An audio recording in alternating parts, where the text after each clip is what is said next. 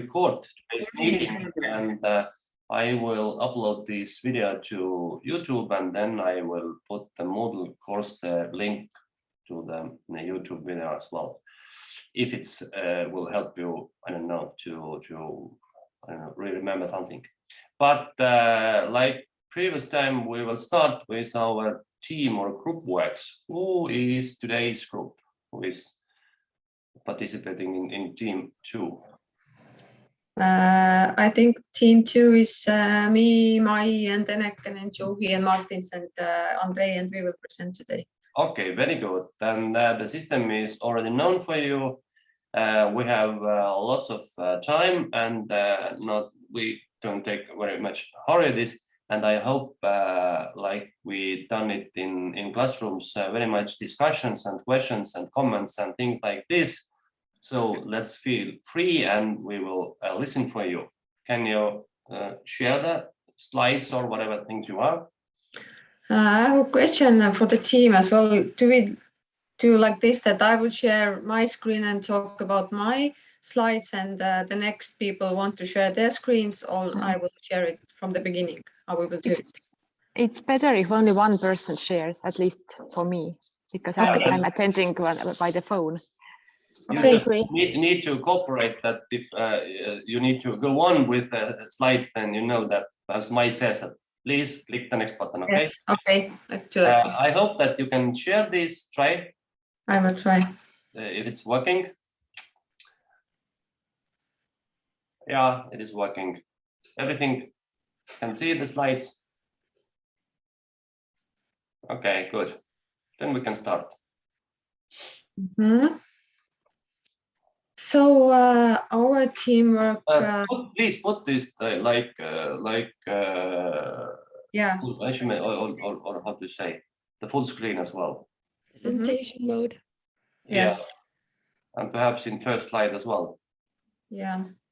So, okay, good. Thank you. So, okay. I have teamwork 2, and here you can see the presenters of today. So to the next slide. And today's task was to analyze what are the main social, economic, cultural, technological, and environmental aspects that characterize the internet. Sorry, my voice is quite bad today.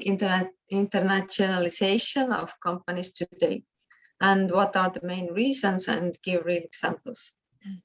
So going further, there is a really good type of analysis which can describe all those aspects, and it is called Vestel analysis. And this is a tool to use to describe the macro aspects for which it allows a company to form an impression of the factors, and it might impact the new business or industry. And this analysis is a strategic tool for understanding market growth or decline, business positions, and potential to expand to abroad. And here we can see all those letters and the pictures describing it actually really, really well. And starting with socio-cultural aspects, understanding both of them is very important, because both social and cultural points are really powerful drivers of people's and organizations' behavior, and both of them can impact the results of a company in general. And changes in social preferences affect the demand for a company's product and how the company operates. So, for example, there is different lifestyle and income in different countries. And like a good example is that customers living in one country may not be interested in the same products and services as those people are using in other countries. And they have quite different preferences of using different products. So I can bring an example from the company I'm working in, for example, in Baltics and in Finland, also in Scandinavia. people using a lot of Dio sticks, and we can sell them like in crazy quantities. But in Southern Europe, people are using Dio sprays instead of the Dio sticks. So this is actually like a quite funny example how people are used to use like everyday thing that we actually even don't think about it. But the company who produces them focuses, of course, for the markets who are bigger and who are buying more and who are selling more. So for us now, for the Christmas time, we are buying, for example, Christmas sets with the Dio sprays because they don't produce with the Dio sticks because we are too small. So, this is because of the fact that people are different and have different habits and preferences. So going further, there are, of course, different values and traditions, attitudes, etiquettes, and of course, religion in each country. And this is really important to understand, especially on the level of the management who makes the decisions where to go, because they are the ones who turning to the company owners, to the people, and they have to know how to greet them, either to shake a hand or you have to like wow, or what how to look in the eye or not to look in the eye. And of course, the hierarchy is really important aspect to know in which level people can communicate with each other, how to turn to them, how to write an email, and so on, all these aspects. And of course, education and language, especially also the body language, what kind of signals you will give if you like talking with your hands too much, or you like shaking your head, or you're nodding. So it's really important to know those little aspects if you start to negotiate or start to talking to the people from other countries. So sorry. Yes, this was this slide. I'm using two screens, so forget to go to the slide. Sorry, I have a question right now.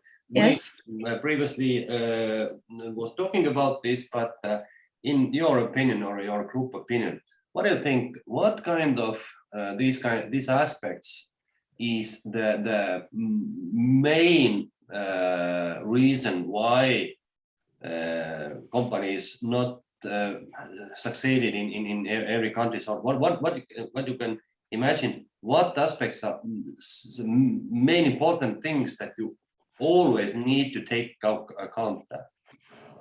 From the social cultural, of course, it's the preferences and lifestyle, because if the good, for example, if the product is not accepted in this market, you have to like work really hard to go with this product or service to the market. But if there is no need for that, it's from my point of view, it's the most important. And the other side, what is the less important? What perhaps influenced so little that perhaps you don't need to care of this, if you can say that like this.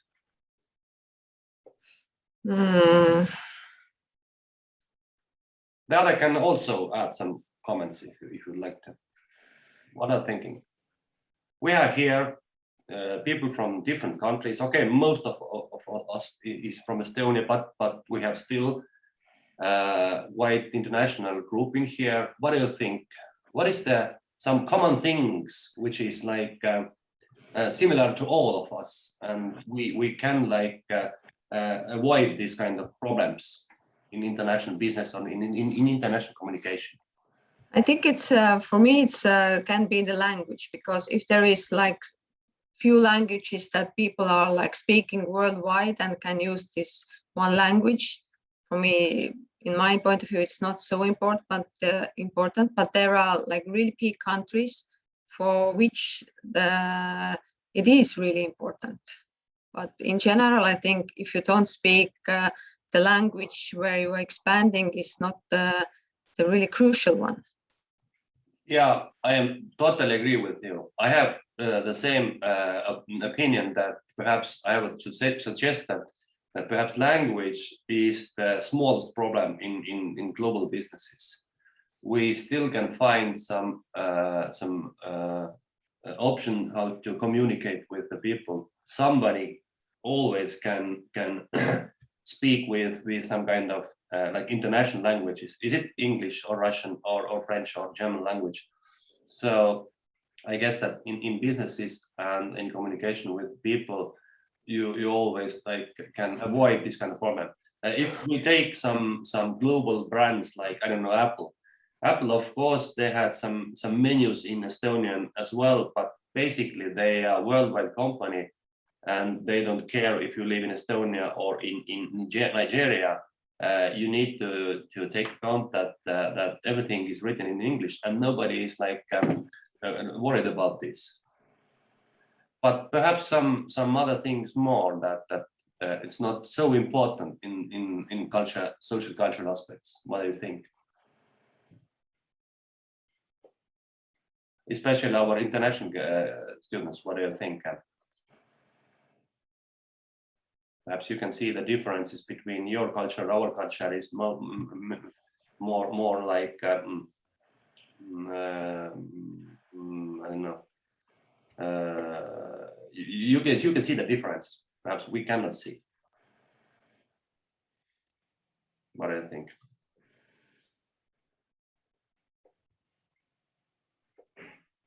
This was a question to me or to the audience? To audience, yeah. You can all if you would like to answer this question. But I also think that maybe traditions are religion, because you can easily actually adopt and understand the traditions, but it's not so much like really important in every day if you like doing the business, knowing the traditions of the country. So also can like be understand, but you don't like have to deal with it every day in the office or in other like business units. Based on this Coca-Cola video we saw in previous time, I would say that if you will understand what is the like worldwide values or common values for all of humanity, then you can easily be like go to whatever customer you would like to go. So all these families and friends and sharings and whatever things this is like one of the small and understandable secret to be close to your customers. So this could be also one possibility to avoid this kind of barriers between different cultural countries or people habits. Okay, good, let's go on. Okay. Now about the political and legal aspects, these are all about how and to what extent the government intervenes in the economy in general. And of course, it includes the political stability or instability, and especially foreign trade policy and tax policy. For example, for the companies who are operating in the European Union, it's easier to expand within this European Union where the regulations are more similar and clear and understandable, and the doing business is really simple.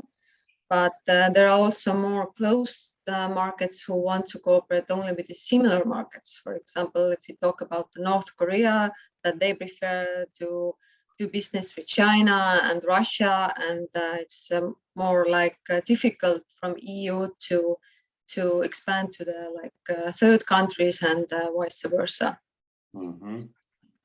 And yes. Yeah, go on. And I lately give some kind of my ideas as well.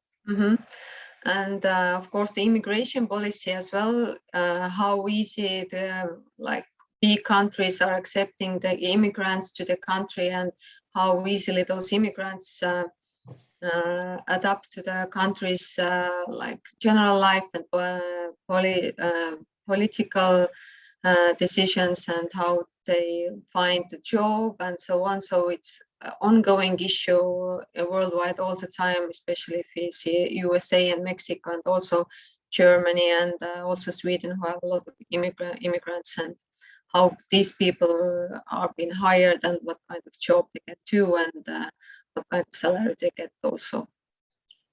And talking about the legal factors, and companies need to know what is and what is not legal in order to trade successfully and not to like harm the society or the economy in general. And especially talking about the intellectual property that consists of many different areas, from logos or corporate identity, services, and so on. And it's when these ideas are used without a permission, then an organization can suffer. So it's really important to know how you can do and what you can do. Of course, there are a lot of companies also who change one letter or something from the logo, and they still can do it. But in general, you have to stick to the legal aspects for sure. And of course, there are also international trade compliance like sanctions and corruption, which is also really important because we know there are countries where the corruption is really high and accepted by the society or by the government. They also, of course, telling that it's not like a good way to do it, or we don't favor it, but in general, it actually the truth is that it exists and no one actually cares about it. Of course, and then termination of the business, if we talk about ending the business or how businesses stop working in other markets, we have to know what are the legal aspects and the laws, how to do it and how much time it will take. So all those factors have an impact on organizations and how they do the business. So organizations need to be able to respond and to the current and future laws and adjust their company policy accordingly. Very good. I will add some comments to here. I need to close, or perhaps I can. Okay, I will show in here in the white table. There is a correlation between two aspects, and usually, if we're talking about the advantages or the risks or the profitable businesses, then we usually can not usually, but we can add this kind of theory that there is a correlation between risk and profit, and means that the correlation is quite linear. If you would like to get more profit, then you need to accept more risk. If you don't want to risk very much, then you need to expect a less profit than perhaps in some other countries.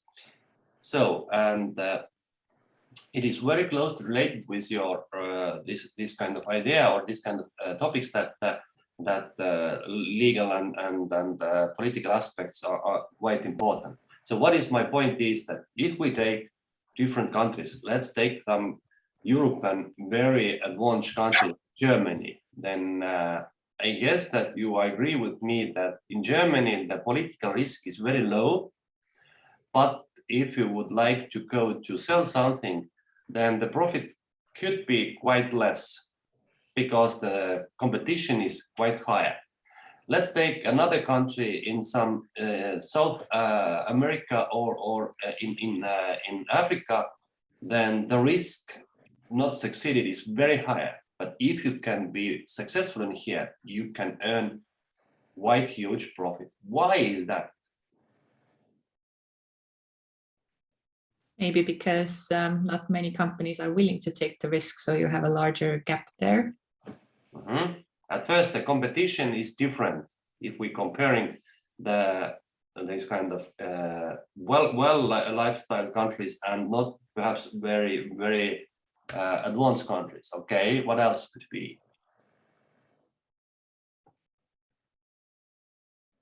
The reason why this system, why this theory is working. Maybe also this, that when this kind of business has not been yet before in that country, so there is a risk that if you succeed or fail totally, because the culture, you don't know how the culture will react back. Mhm. Yeah, of course. Anything is connected with each other. That's right. So my point is that there is always this kind of like question, or you like staying in the crossroads, where to go.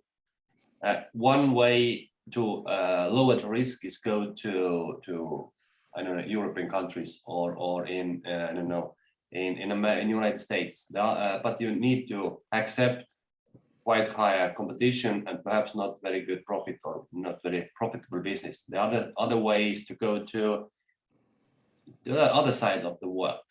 So you need to accept much higher risk. But if you are successful, then you can like earn with a huge profit. It's not 100% working like this, but if we take like this kind of empirical statistics, we can see that usually this correlation is working quite well. So you need to accept that this is the real situation, and this risk profit relation is based on these kind of differences, and not only cultural difference, but also this kind of political aspects or legal situation in target countries as well. Okay, this was only just the comments. We can go back to the slides.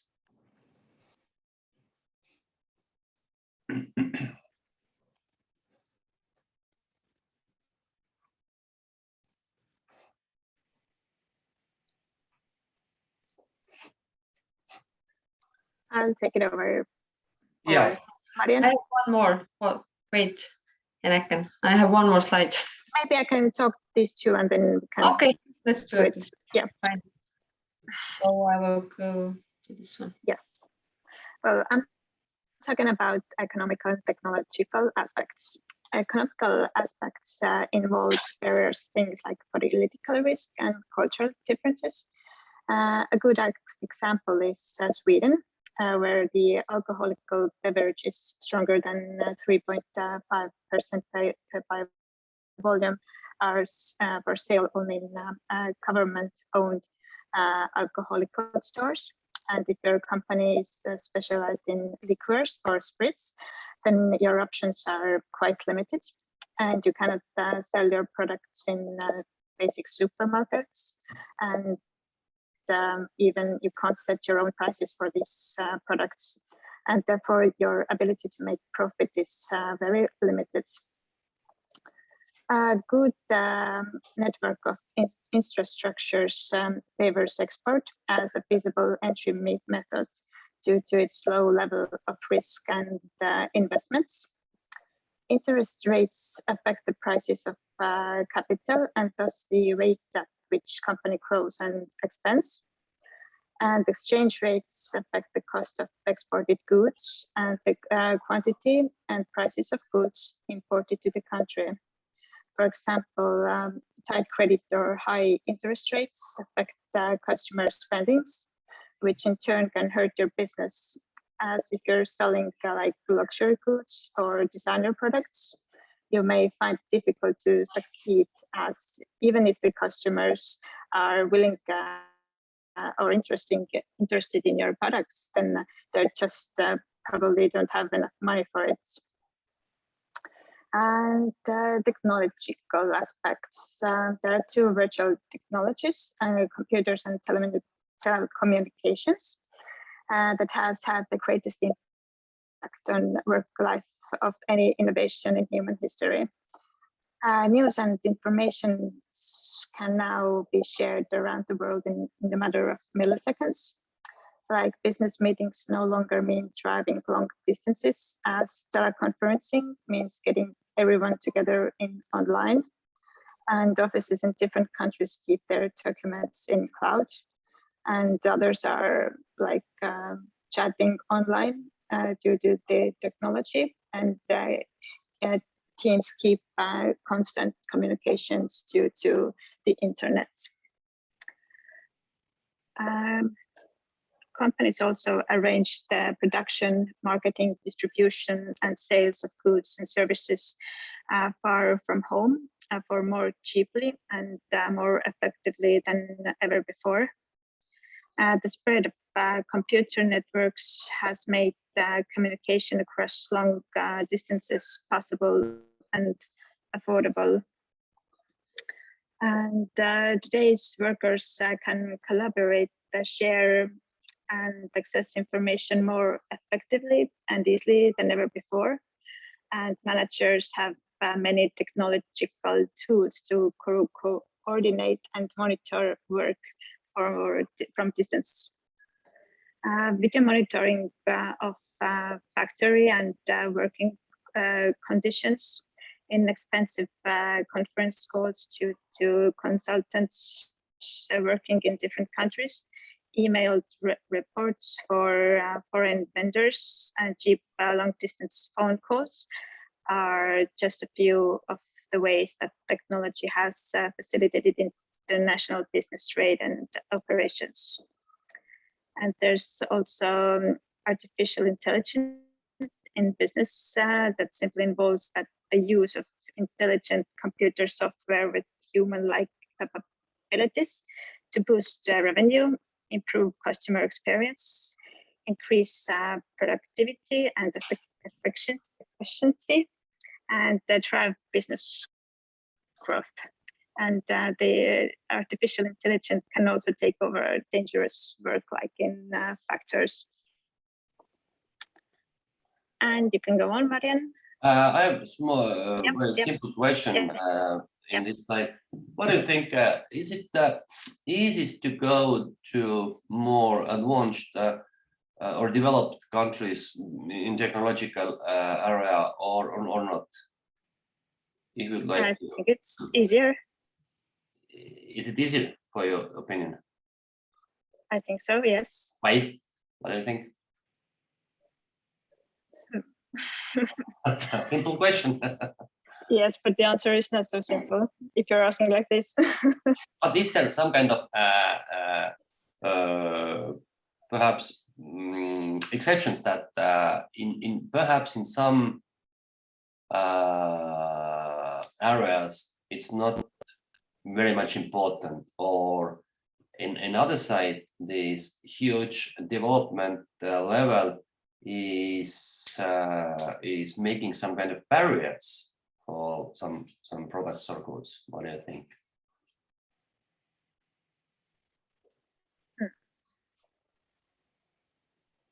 Can we find some examples that not all of these developed countries are not very good target markets for any companies or any products?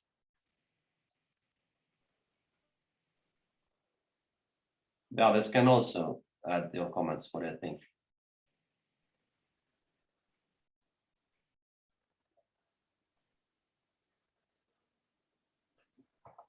What could be the problematic or some kind of risks that for instance, I have chosen some very advanced and very developed countries like I don't know, Japan, Korea, whatever other countries, but that my product or service is not very suitable or would be very successful because of this. Maybe the price, because like, for example, in Asia, a lot of technology is manufactured on the spot. So it's in that sense cheaper than something that is imported. Okay, yeah, could be. That's right. Yeah, that's right. Yeah, they can own produce so much these kind of things that it's much more cheaper. That's good. Could be one point. Yeah, one from also this could be what. Yeah, what else could be? Can be that society simply is like used to have this kind of technologically developed solutions, and they don't want any more like something which is coming from a country where like the solution is not so advanced. Like for me, like funny when I went to Korea was that if, for example, if you go to toilets, that they have these toilet seats with different like functionalities, like where you can regulate the temperature, do this kind of stuff. Yeah. So if somebody like company would want to enter with regular like toilets or whatever, so probably that would be very difficult because the society they can't expect to have a different thing. So I think that could be a challenge as well.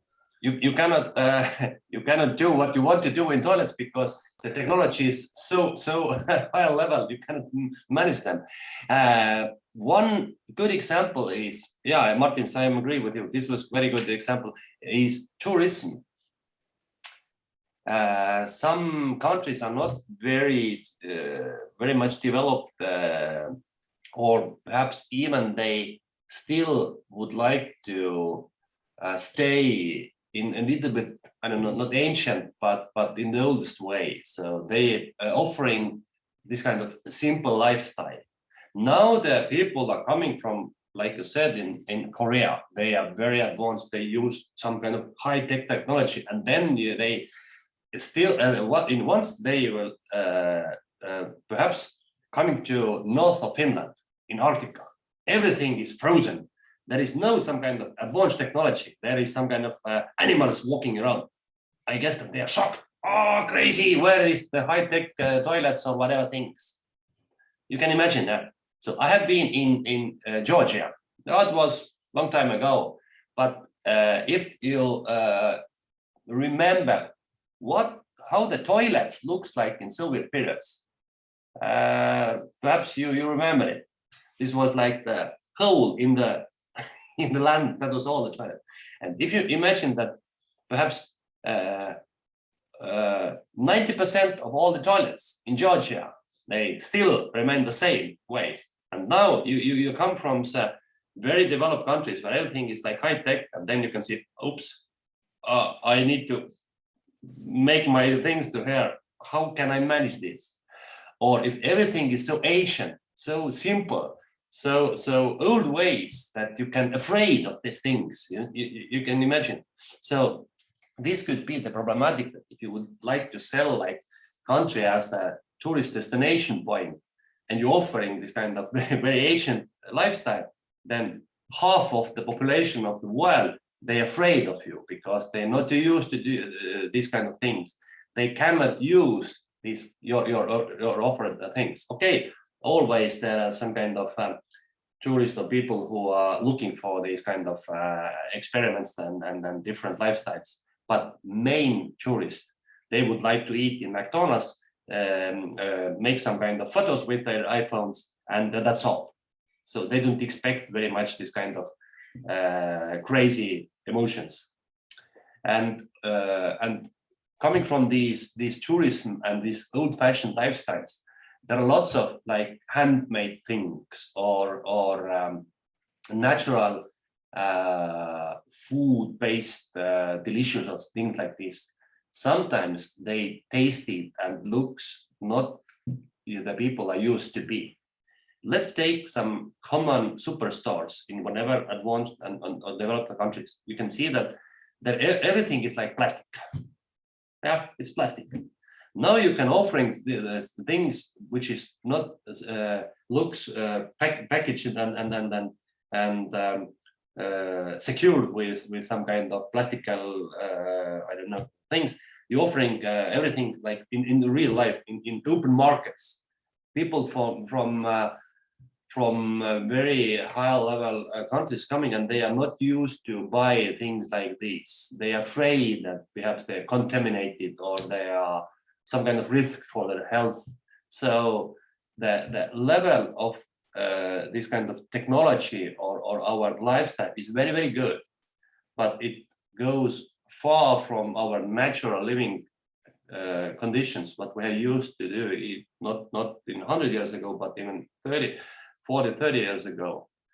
Today, I know that, I don't know how your country is, but I have heard that in Estonia, let's take some kind of example.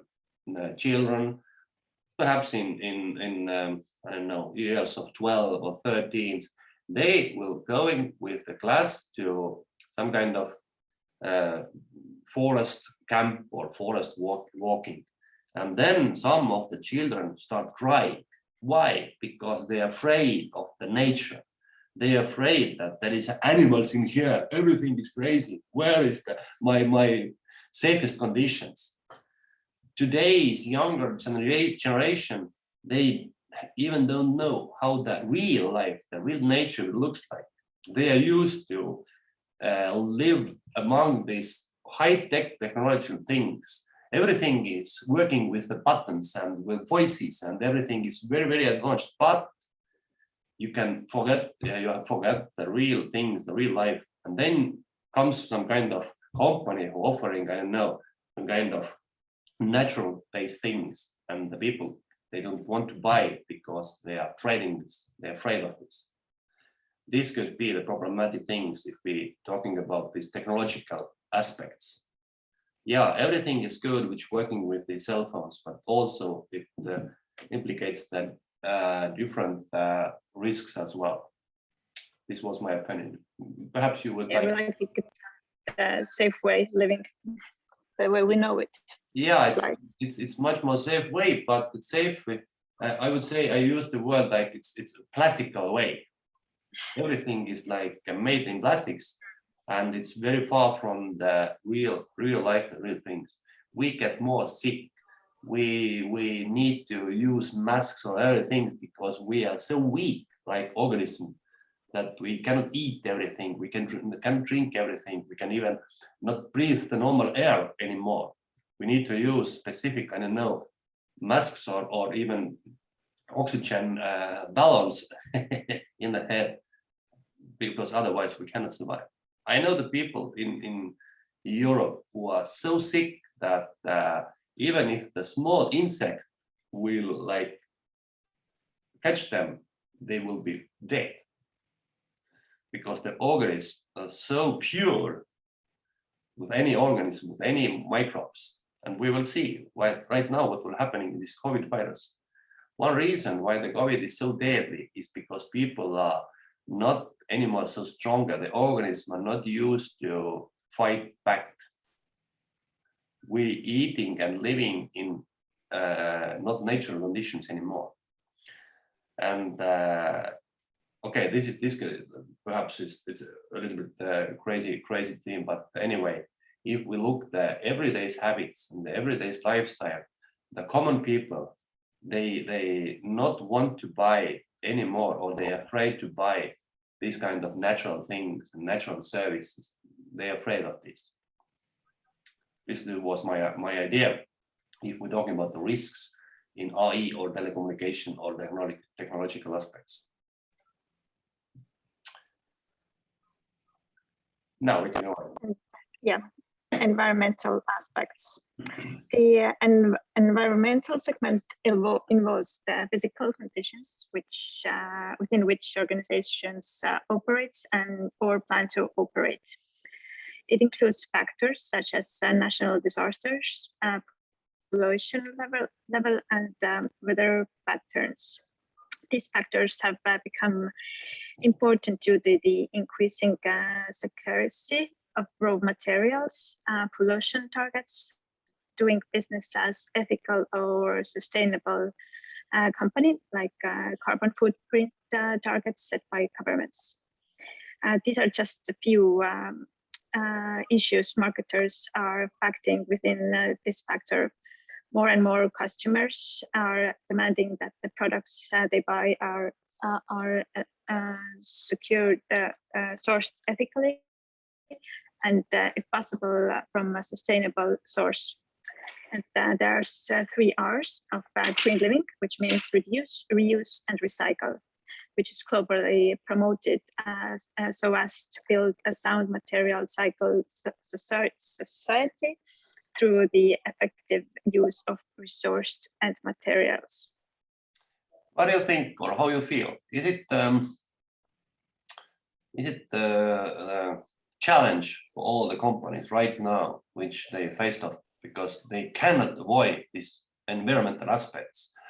Or perhaps it is like popular themes right now, and perhaps in a couple of weeks in future, nobody will talk about these 3 R's, or I don't know what other things. What do you think? I think it's getting more popular as people are facing the fact that the production is so overwhelmed, and but it's at the same time it's so simple to produce new things instead of recycling them. Is it common for all humanity, or my feeling is that we right now talking to more younger generation who are absolutely different view of this consuming situation, or wasting material, wasting resources for the economy, because my age people, they don't think perhaps in these terms. They still want to buy these huge cars and travel with I don't know, with the planes, and they don't look very carefully what is written in the product labels. Or Yes. I'm not. Yes, I agree, because new generations are like even using the secondhand clothing. So, which in my age people, like, they don't do it so much. What do you think? Is it the conflict and it disturbs this kind of remain stable situation, or is it normal, and the older generation need to accept these, and the businessmen who represented these old-fashioned businesses need to accept it? Or the other solution is that perhaps we can divide the economy in different parts. One part of economy is main to younger generation, and the other part is main for the old-fashioned people. What could be the near future looks like? Well, I think everyone has to like rethink, because as we see the meat factory in Estonia, Mox and Moritz, and they did the packaging like recyclable, and I think even the older generation should rethink what they're doing. But how it's going, I'm not sure, because like I said before, we like our own old patterns to live, and the way we like it. I think there's also an interesting conflict there, because the companies are, of course, like kind of thinking about their future as well. The younger generations are the future, of course, like longer in the future. But it's something to think about. But at the same time, using those green technologies and green products is a lot more expensive.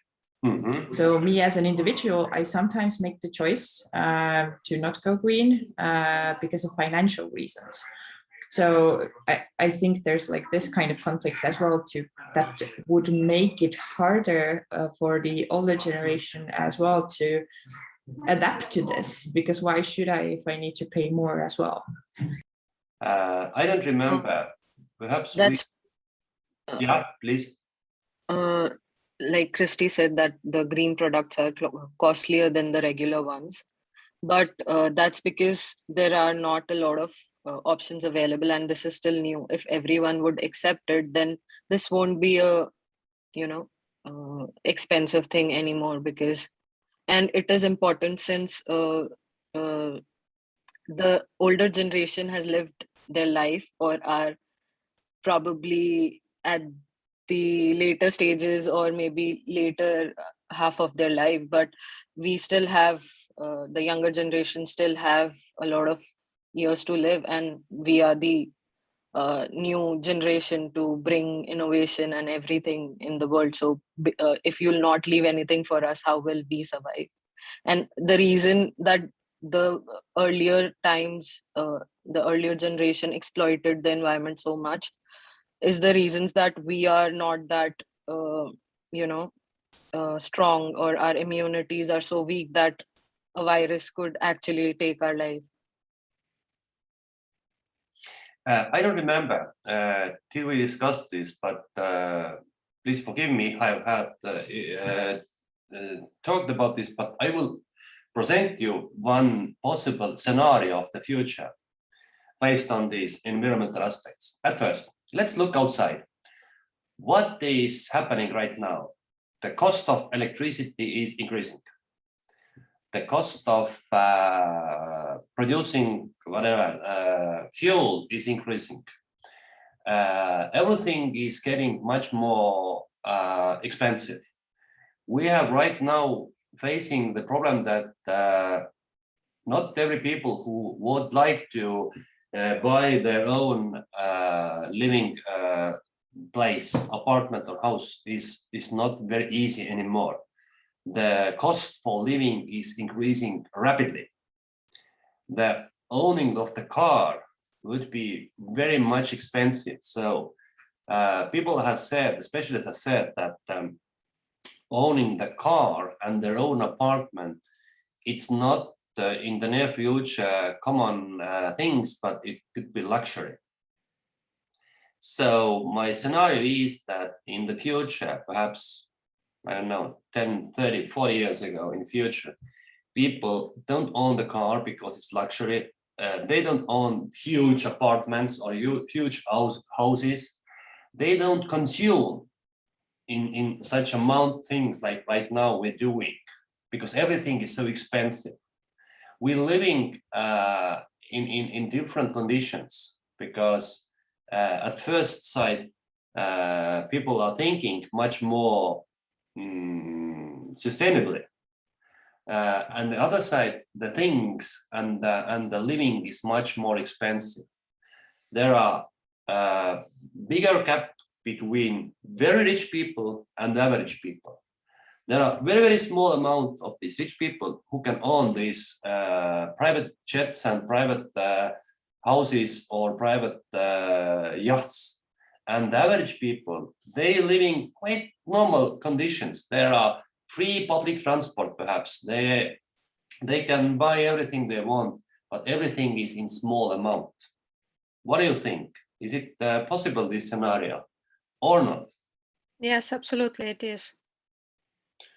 Some guys have said that if you had chance, buy all the cars right now, because in the future of 10 years, it could be luxury for you.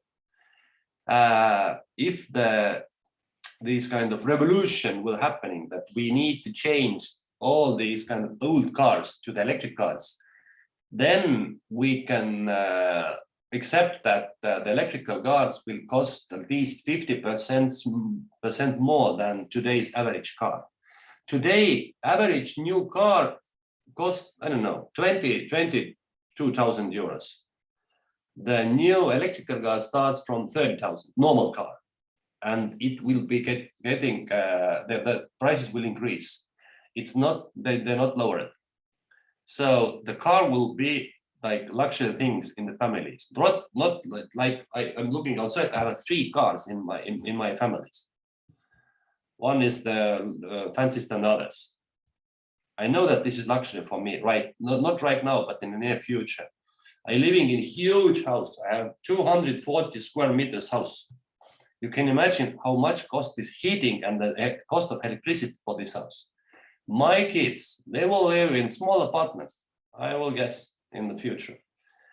So what does it mean? It means that perhaps we, like humanity, not consuming less than today, because today in the world lives how much? 7 billion people or something like this. About 2050, we expected 10 billion people in the world. Every of them need food, drink, clothes, things. So it means that in amount of all the world, we producing and consuming more things. But when we divide it per person, every person can allow less things than they can allow right now. Only, I guess, there is a few, very few percent of very rich people who can live in absolutely different, in parallel universe, I guess. I guess that this could be the future, the near future. What will happening in 500 years, who knows? This is my scenario. I agree with me or not? Yes, but Agreed. there's also a saying that the rich people are getting richer and the poor people are getting poorer. So I would say that they're getting poorer. The gap between them is increasing.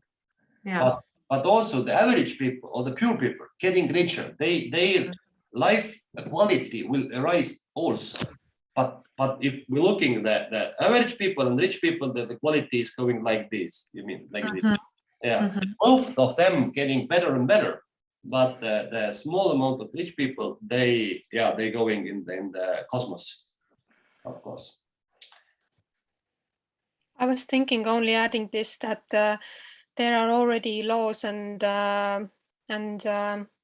restrictions and everything agreed in European Union also, when you even have to sell only electric cars, that it will be the near future. These are the obligations of the car companies, and they are struggling right now, going over from the regular gas to electric cars, and they have to push selling these electric cars. Yeah, we already living in these changes. It's not the future. We already living in these changes.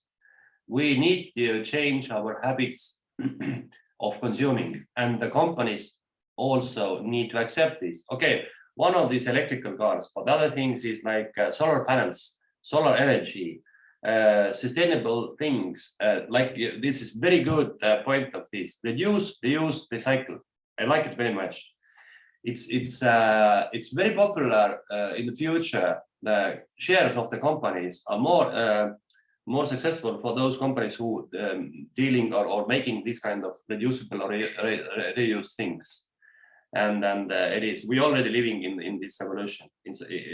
We are inside of this revolution. The good things is that, or the good news is that everything's going a little bit slower than we expected. If all this happening in 1 day, then it could collapse. It need to be take a little bit time, 10 years, perhaps 20 years. So it's going so easily that we will see the changes, but we can still change our habits and our life patterns parallelly with these changes. Otherwise, it could be collapsed, because if somebody says that we close everything for tomorrow is the money not valid anymore, you cannot drive cars except electrical cars, then it could be collapse. And not only economy, but it could be a revolution.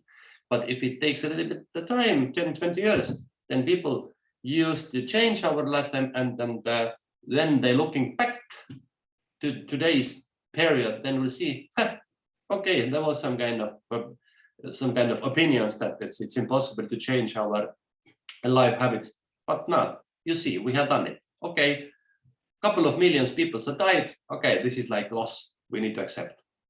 Yeah, okay, this was not a joke, but this is real. Good, let's go on.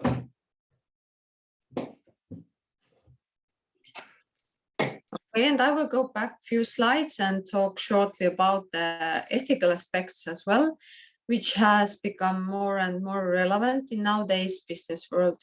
And this ethical aspects has been like added to this bestseller analysis quite recently, because this is something about the companies maybe didn't thought about like 20 or 30 years ago, but nowadays it's quite important subject already. And to make a conclusion in few sentences, we understand that the country into which we are expanding may not respect the basic human rights, or uses the cheap workforce and even the child labor. And this is especially seen in Asia, for example, for textile industry or plantations. So it is an ethical issue whether the presence of the company supports this current regime, or whether the presence of the company can improve those rights. And social responsibility should then focus not only the needs of the owners, but also the needs of stakeholders, and treat employees fairly and behave honestly and ethically, and respect the fundamental human rights in the countries. I don't know how we can change this problem. How can we solve this problem?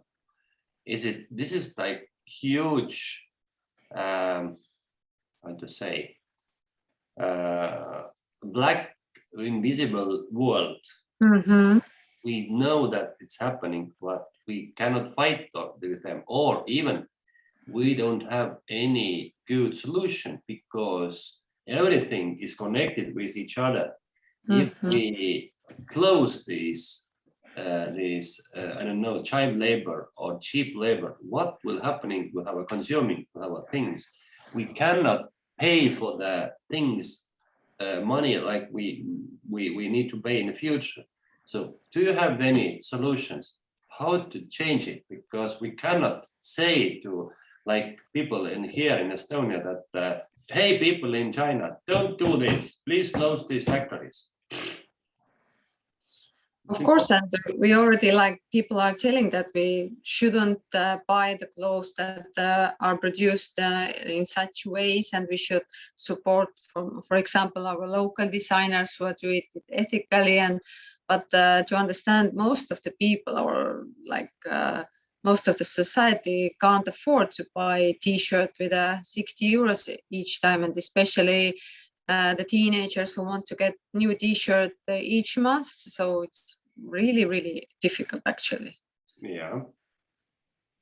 I agree with Marianne that now these companies who are going sustainable, actually what they do is that they raise awareness of the consumer, and they describe very detailed on their webpage, for example, the transportation and where they produce, and all about the people working there. And this might be also greenwash sometimes, but those companies who are really honest, you can see from their webpage if what is the motive or goal they are presenting the information there. We need to motivate the huge amount of consumers to consume less. Yeah, to change their everyday habits. Yes, exactly. Very hard. Yeah. Okay. I just want to kind of ask Juhi and then add something. Have you heard of mica and the extraction of mica? I think it's primarily in India. Yeah. No? Yeah. Okay, so I'll tell what I know, and you can add if I mistake anywhere. But I just find it interesting how we cannot look only from the consumer side. So very long story short, mica is a glittering thing that's put into cosmetic products, and you need to extract it from the earth. So what usually happens is that it's a lot of child labor because children are small and they can get into it and actually extract it. What happened was, I think a big cosmetics company started saying that now we are not using mica and only use synthetic mica. But what's the other aspect of, thinking you're doing the right thing of not supporting child labor, but there are areas where primarily this is the only income a family has. And there are huge areas. So it's not only about, no child labor or we as consumers boycott some kind of product because it's not ethical, but there are a lot of social aspects related to the production too, which need to be addressed, because otherwise there will just be, middlemen who will kind of hide away the usage of child labor or some kind of chains in between. If that anything was understandable. What you're saying is that there's a larger socio-economic impact in changing your behavior as a consumer and changing the company changing their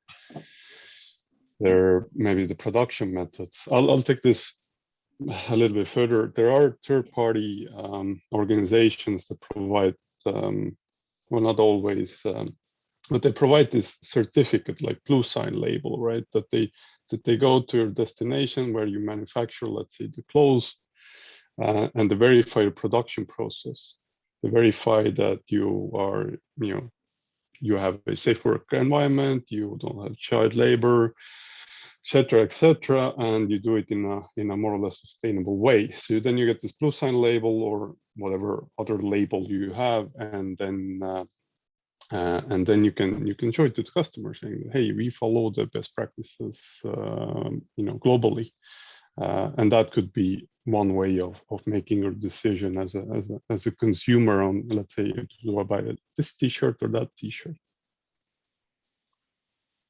The problem is that we need to accept that there are huge or larger amount of popularity who would like to live in the same level that we are here in Europe living. So basically, people have said that almost everybody in China would like to consume as we doing here in Europe. And until we cannot change this mentality, we cannot avoid this wasting or over-consuming phenomenon.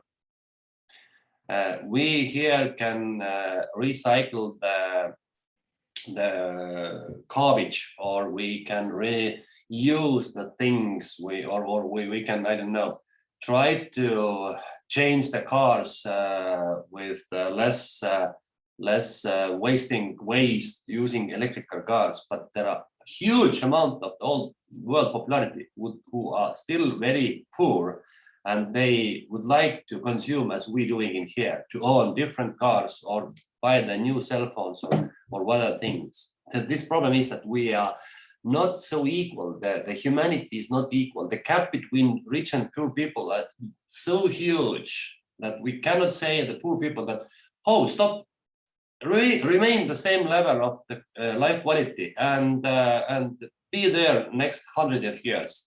We living a little bit better conditions, but we still remaining the same level. But the gap between us still remain. They said, why? I would like to buy the same thing that you want. This is the biggest problem.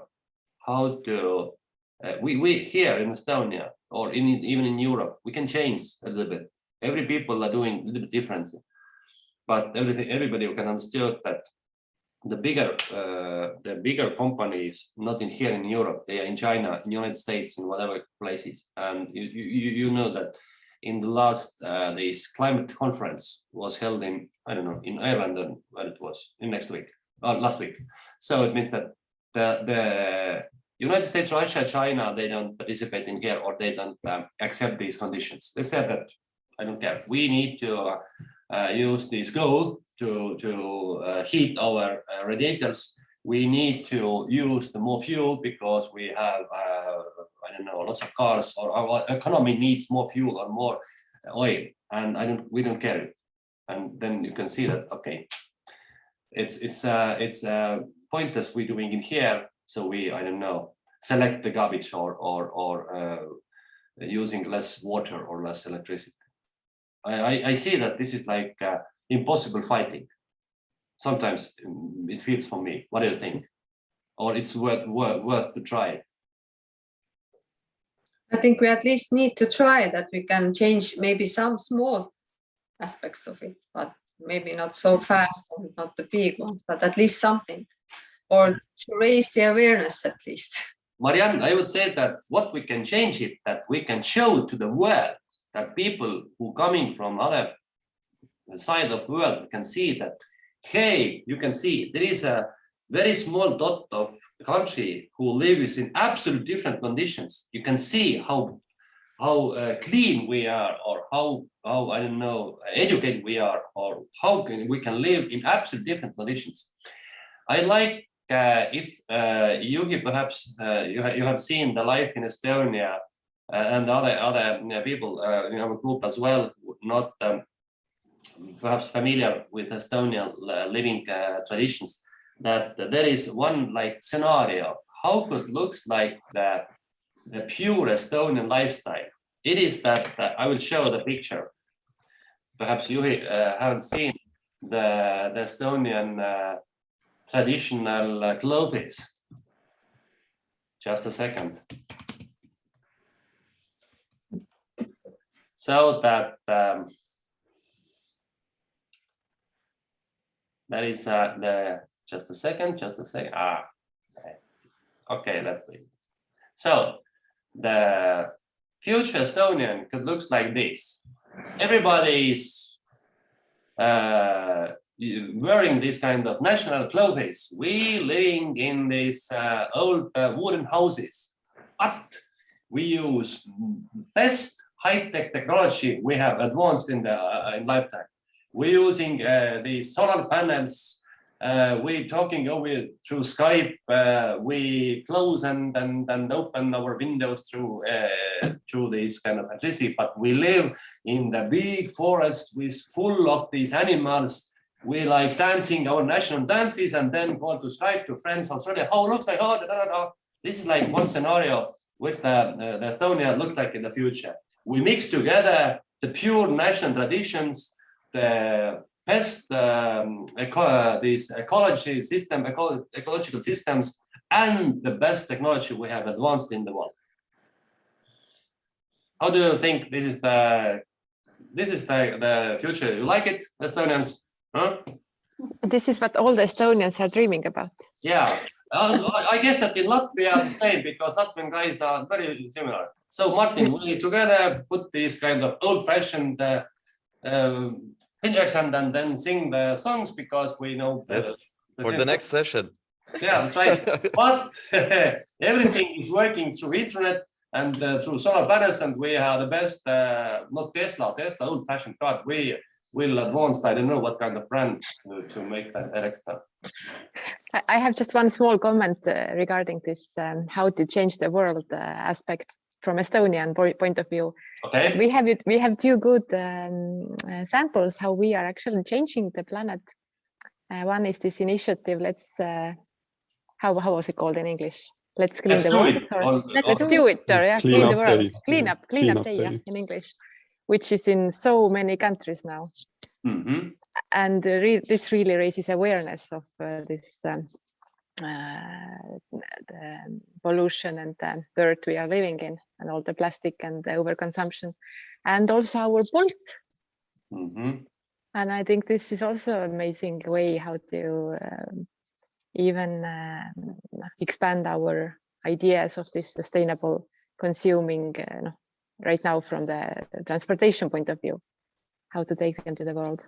So maybe through some smart technologies and smart initiatives, there is some ways. I have imagined that I was once in Denmark or Germany, I don't remember, and I saw that all these small plastic water bottles was dropped to the streets, or the garbages was full of these bottles, and I asked from my friends who was Danish guy or German guy, remember why you did not collect these and get back to the shops. They said why? Because I said because Estonia we get the money against this. They said free empty bottles and then they give the money for you. I said yeah, it's normal. 15 years we have collected this kind of empty bottles and whatever things, and we get money back. And it was like, yeah, really? So I imagine that this is not very common, even in Europe. So what we're talking about, if the biggest wasteman things, these cans and bottles, cannot be collected with systematically in Europe, you can see the railways in Europe, in Germany, in Denmark, in whatever things, and you can see full of these bottles, empty bottles.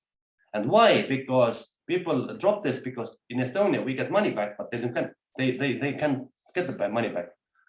So if the free like choice is not working, offer the money, and this every time is working.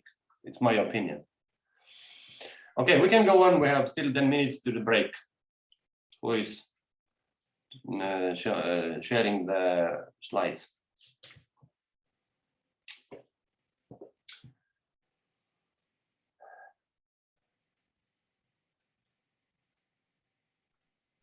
Okay, so I think we go to the next part, and another question our group investigated was what you can see here on the slide. So what are the main advantages and obstacles for the internationalization of companies from large countries?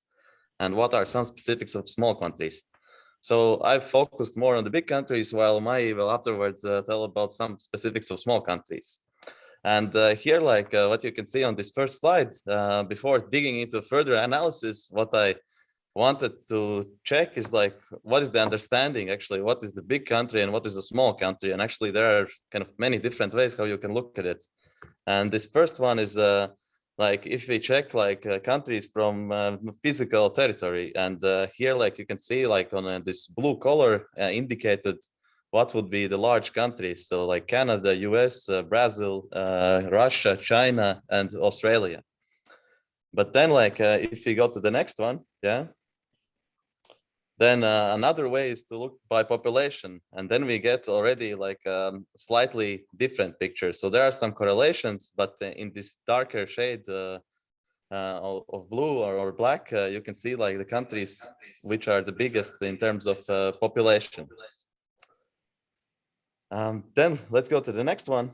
And yet another way is to look at the market size or GDP. And here, like I took the data from World Bank website, and here you can see like 15 biggest countries. And again, there are some correlations between the territory and population, but then there are some new countries as well, which we didn't see like in the 2 previous maps, like such as like Korea, Spain, Germany. So France, UK, like they're maybe not the biggest in terms of size of territory or for population, but from economy perspective, they're big. And actually, this market size, I think it was most frequently used in many of these different research analyzing the impact of the home country to internationalization. But it was some mixture of all these 3 things. And let's go then to the next slide. And here, like, so these key goals for internationalization for every company, usually it's related to profitability and market share, getting some market share and advantage versus competitors.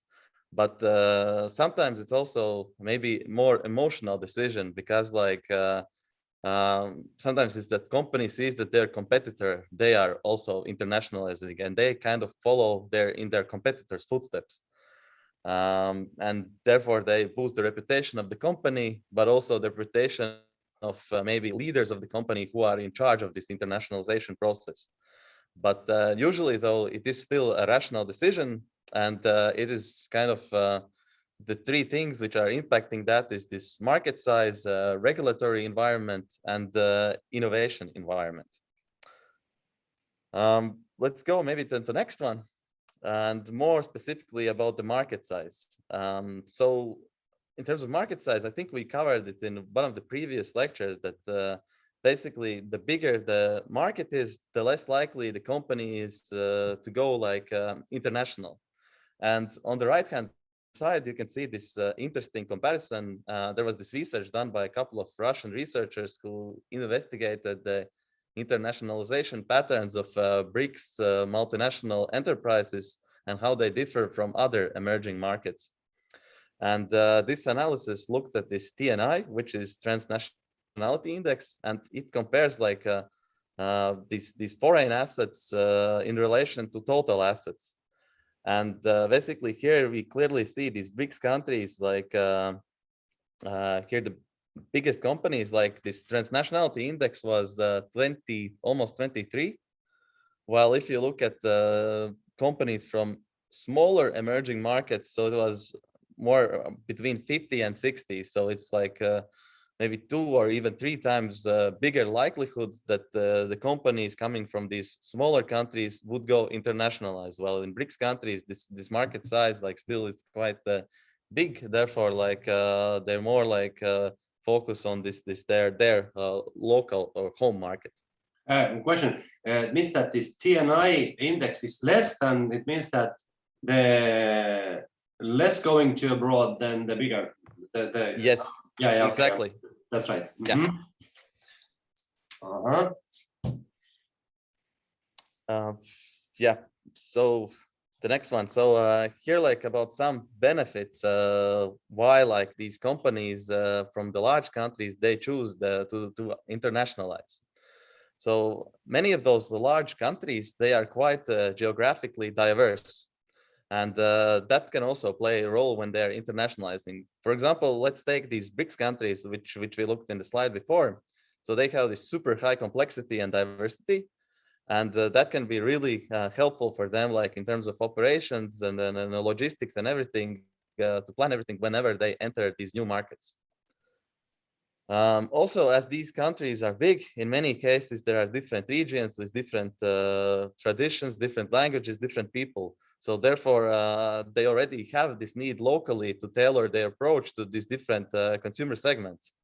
And such companies, so they might be more experienced at handling these all kind of different strategies at once, while maybe countries companies coming from countries where it's not so diverse, so they will be in this disadvantage because for them it's a completely new thing. Then also, yes, still to the previous slide. So the bigger the competition in the home market is, that also pushes the company to like kind of take their game to the next level, to this international level. And sometimes it's because of these highly sophisticated customers, so they kind of push them to create these innovations to meet their needs, and that then afterwards they can apply it to other countries. Also, it might be because of this harsh competition which you face in the local market, and therefore like you're kind of pushed to go to the international. There you get this learning experience, and then you get this really dominant position in the home market. There are some examples, like in Mexico. There is this cement company, Cemex. They used to operate also in Baltics, but they only became like truly dominant player when they went to this international market. And they were forced to go to this international market because like there was so big competition at the home. And then like also Huawei, Chinese telecommunications company. So then for this is one more example that they first like they had this huge competition inside. They went out of the country, and that helped them to boost their growth and become like truly dominant player on the international scale.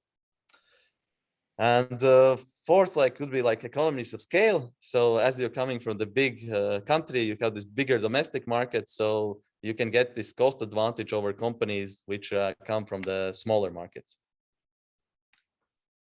Then let's go to the next slide about minuses. So if we talk about minuses, actually it will be mostly related to these regulatory environment and innovation environment. But to be fair, like I think it's not so much dependent on the size of the home market.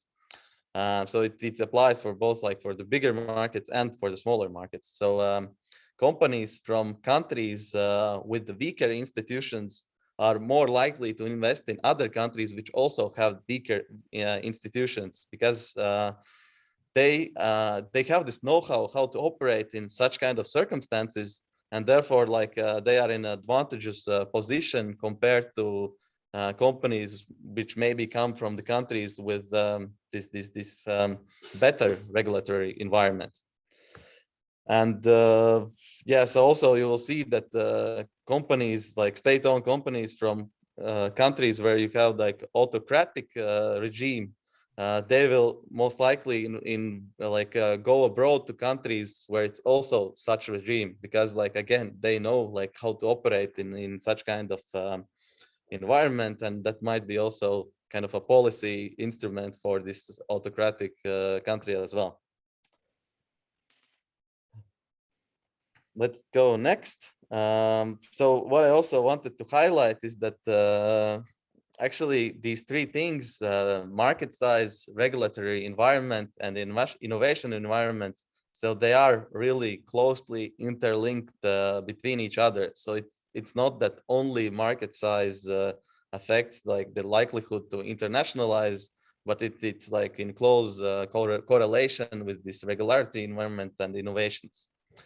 And in the next slide, we'll which then is the last from my side. Here, like in a graphical way, I took it from one research. It shows like this kind of on y-axis, you see the probability of internationalization.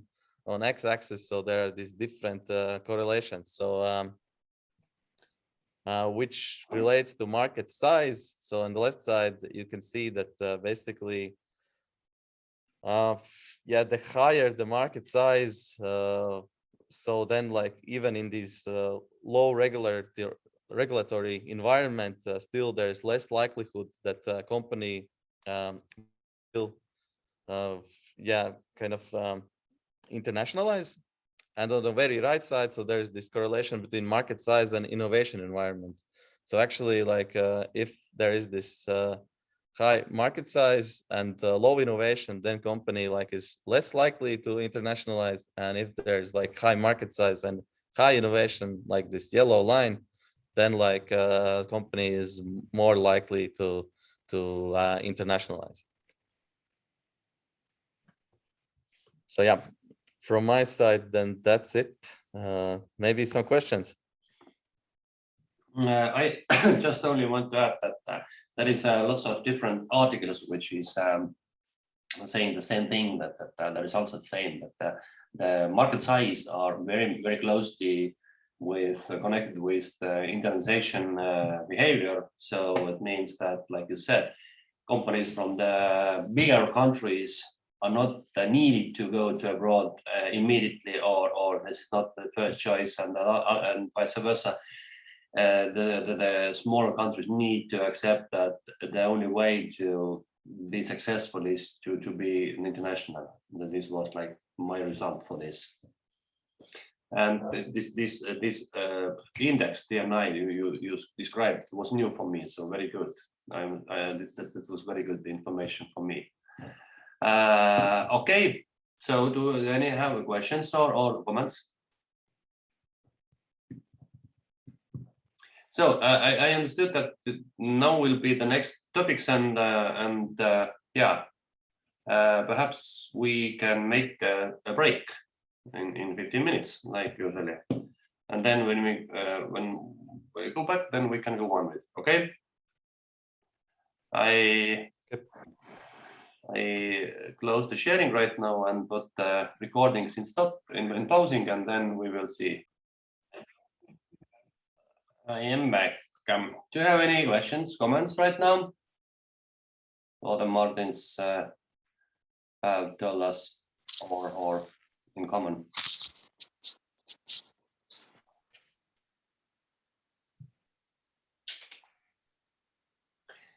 Then we can go on with the presentation with the next from your group. I will be the next one. Okay, who will share the slides, Marianne? Yes, thank you. You have. Kas sul on kolmas? Ei, mul on kolmas. Sorry, not me. Okay. This is me. Yeah, okay. I will be talking about the small countries. So Martin made a start with the large countries and some aspects from their perspective. So I will try quite shortly to talk about the small countries, even though the topic is really large. So we could fill the whole lesson with that. A lot of interesting samples actually. And also that we maybe from the small country relate with those things much more. But yeah, first of all, I was also gonna take a look about how to define what is small in the first place. And just like Martin says, that the main aspects usually are the size of the country, the population, and the economical point of view, usually gross domestic product. And countries are then divided into micro countries that have population under 300,000 people, and small countries. And in this case, I have found different ways of dividing them. And sometimes we talk about small countries are countries under 1.5 million, under 5 million, or even under 10 million. So it is like, for example, Sweden, it's a little bit hard to say if it's a small or a large country. In our, of course, perspective, it's a quite big neighbor, big country, but maybe for the big picture of the world, it's not so big at all compared to really big players like China and US and India, Russia. Sweden is comparably small country. And actually, if we look in the United Nations, which consists of 193 member countries, around 80-90 of them have a population of less than 1.5 million, and they are considered as small countries. And what makes actually small countries interesting is that they very often are located in very far from mainlands. Many of them are islands, and even harder cases when they are archipelagos, which means that they are consist of several islands. And some of them are enclaves, which means that they are located inside another country. So there are a lot of challenges for such countries, especially if they try to internationalize, as they are quite isolated. And there are also like a lot of countries in the Pacific and Caribbean that has a lot of challenges with weather and climate conditions. So, and I also wanted to talk about some interesting terms I found in these papers I was working with. Like, first of all, there is a concept that is called a small economy. And sometimes it's not a small country we talk about, it's small economy. And small economy is something to do with not like Estonia, that we are a small economy, but we are not necessarily limited by our development potential. And later on, I will shortly talk about it also. It's more, it comes to politics and regulations that can open up the possibilities for such countries. And also country and nation concept, that there are some countries in the world that are not politically independent. For example, Macau, that is politically part of China, and Guam, that is in Pacific Ocean, which belongs to USA. But they are often also considered as individual countries when we talk about economical point of view. So we can go on. Sorry, Yeah. In your information, based on your information, we described countries like Monaco or San Marino. Are they independent countries or not? They are. Because yeah. In terms of political terms, they are independent countries. But if we're taking their relation with home countries like Monaco is closely related with France and San Marino, Italy, it means that they don't have, for instance, their own defending forces. They don't have perhaps even some kind of government or leaders. Like Andorra is, I remember that Andorra is on the protection of Spain and France, for instance, that their economy looks like independent, but it perhaps not very much independent, because they don't have perhaps some specific regulation or something like this. So again, it's like the point of view, I would say. Mm-hmm. Yeah, the point was also that it's not so clear always what we talk about when we talk about those small countries. That, in some situations they are considered as individual units, and sometimes not. And I also want to remark that, okay, if we take, I don't know, Guam or Macau, perhaps they are not very, how to say, big players in world terms, but Monaco or Vatican is very important players, because Monaco, we know, is some kind of tax paradise, and center of living to the rich people. So it means that they are quite important players, but not very important in terms of macroeconomical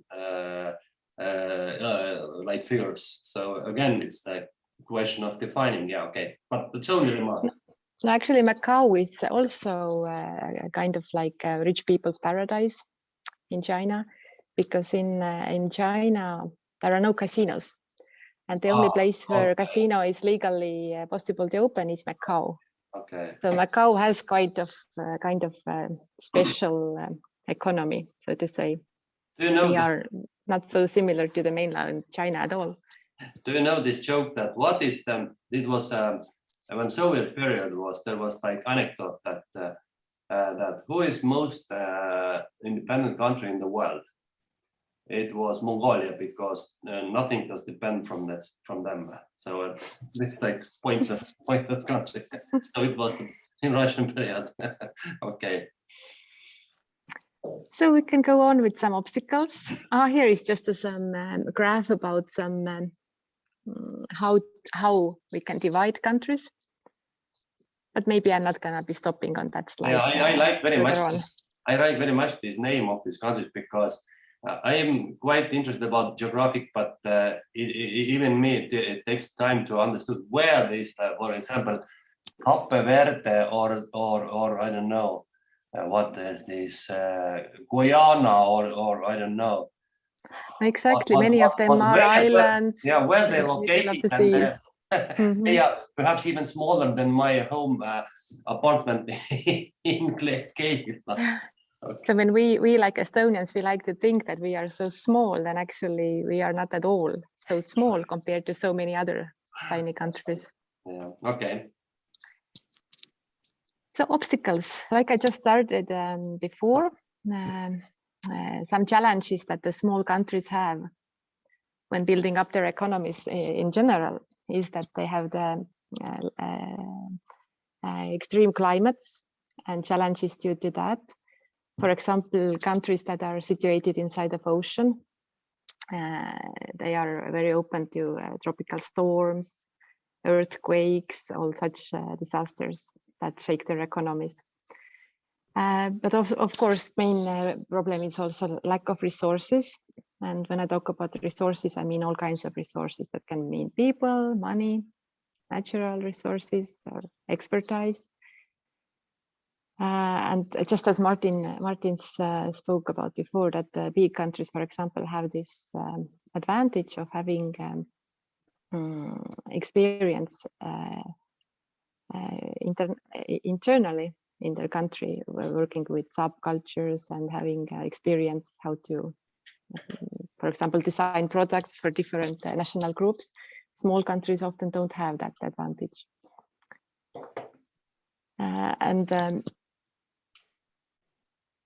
High cost of administration raises the prices of the products, and low competition in the home market is also sometimes obstacle on creating strong products. Narrow production base. This can mean that very often actually these tiny countries are concentrated on only one or two main fields. Like often it is tourism for the small tropical islands. But here, for example, there is Solomon Islands that are concentrated on timber industry. And that can be a problem if the world economy changes or the demand for their product changes, and they are very vulnerable. Caribbean islands, they are very much depending on tourism. One of the obstacles also can be said that there is a strong influence of the foreign investors. And this is something we have maybe seen in Baltic states, where Scandinavian banks have had a very significant influence during the years. And often also the problem in these tiny countries can be poorly developed and corrupted financial sector. And as private sectors in small countries are tiny commercial banks often end up financing the government, risking by becoming heavily exposed to one borrower. And for example, in Caribbean countries, commercial banks have 2/3 of the domestic public debt, so which can make the country also vulnerable. And the isolation, from the isolation point of view, there was an interesting example of the country of Seychelles, which is a quite small island,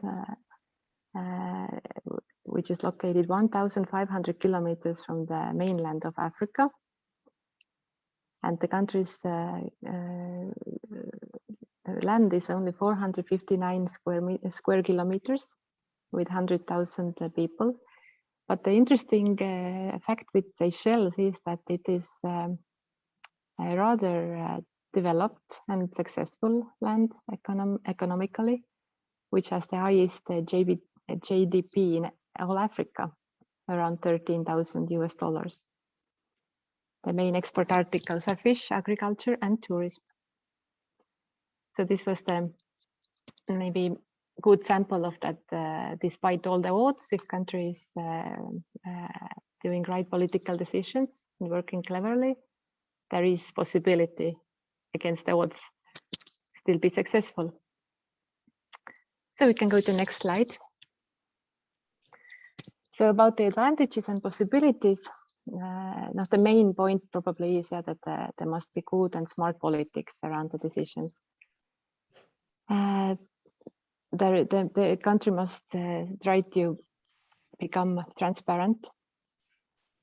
And the big plus is also that as the country is small, it's easy to identify and diagnose problems in the country and also implement new solutions, build infrastructure and IT solutions. And this is something we see in Estonia, that we have done pilot projects for a lot of IT solutions here. And even a lot of big countries have came here, and we have exported our knowledge to other countries to really share our know-how. The big plus in the country is also that cooperation inside the country's different groups is easier, which also helps them domestically, like concentrate the forces to build up stronger products to go to foreign markets.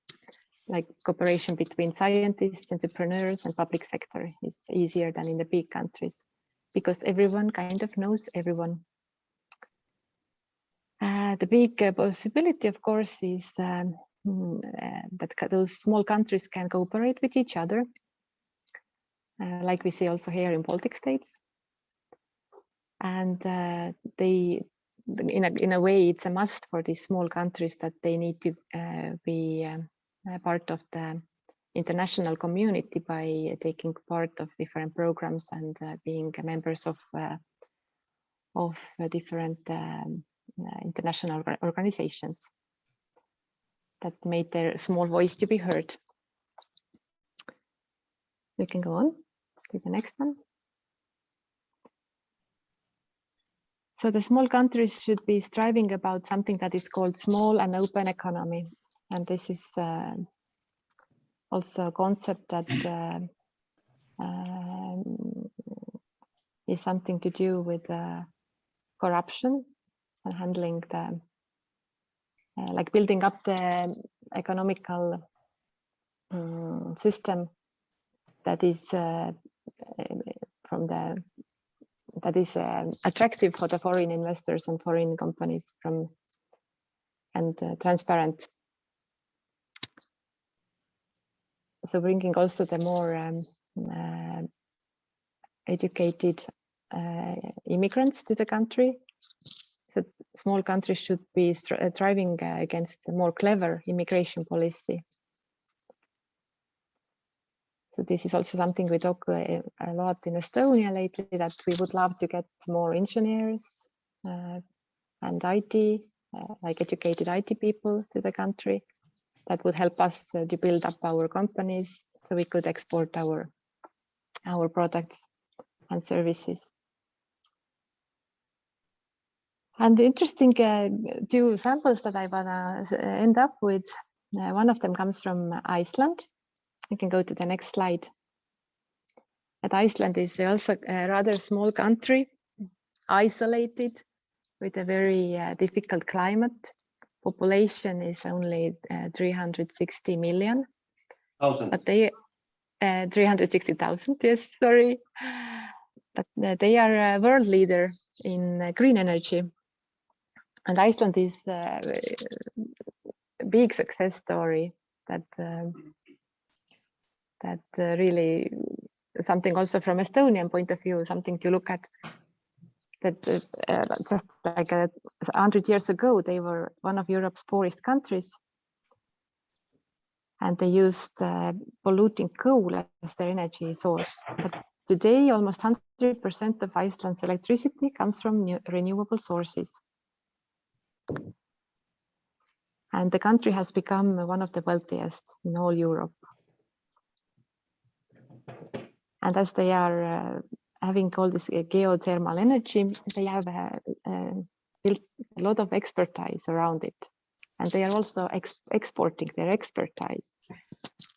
And the interesting article was about how Iceland is taking their knowledge to Africa. In East African countries, there are a lot of also geo energy, which with a good potential, it could generate 20 gigawatts of electricity.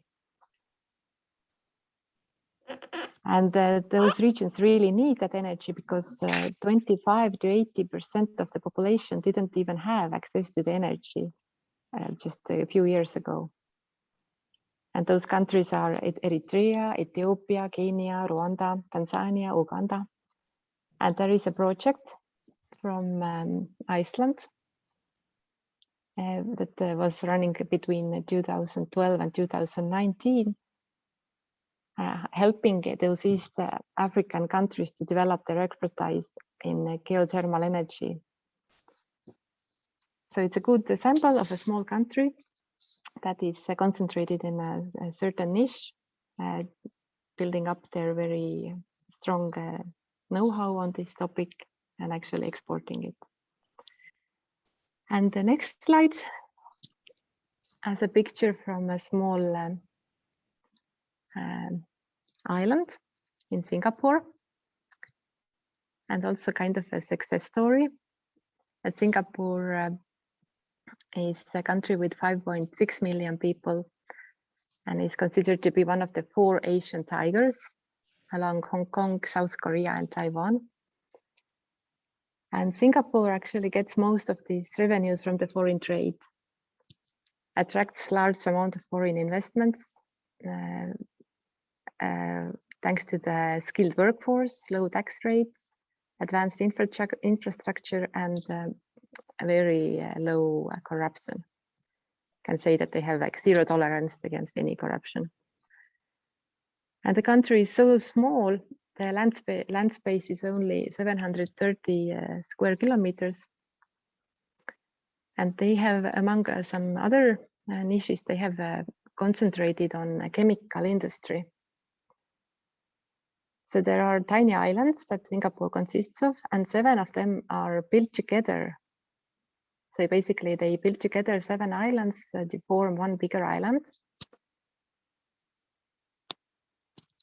which you can see, yeah, Jurong Island in this picture. And they made that island just for the chemical and oil industries. And a lot of expertise and science was also concentrated on that small area. And in some years, even 37% of Singapore's total export came from this chemical products. And now this concentration has changed a little because financial services are taking bigger part. But again, a very good sample how a tiny economy, tiny country can build up a very strong niche. So this is all from me today. Sorry, I have some comments or questions. If we take this picture, bigger countries, smaller countries, especially we're talking about smaller countries, and we take this approach of the advantage and disadvantage, what do you think is it still place on earth of the smaller countries? Can they be sustainable? Can they be like competitive in comparing with the huge economies? Or perhaps the future is that all these smaller countries need to be, I don't know, integrated in somehow, or make some kind of, they would be part of the biggest countries because they're not able to be very successful in the long term. What do you think? I think yes and no. I think some of the countries, hopefully Estonia among them, which has managed to develop quite heavily and has built up the very strong IT sector, some very strong, we still have our own universities, we have scientists, we have those critical groups. So I think those countries have success. But a lot of countries, for example, when I read about the small countries in the Pacific or Caribbean, so there is big threats because just keeping up a country is also costly. So there is big threats for how their future is. Some of them are previous colonies. Mm-hmm. So they belong to the Commonwealth, and most probably they maybe build up stronger relationships with their old colonies again, or just cooperate with each other. What are they thinking about this? Do you have future for small countries?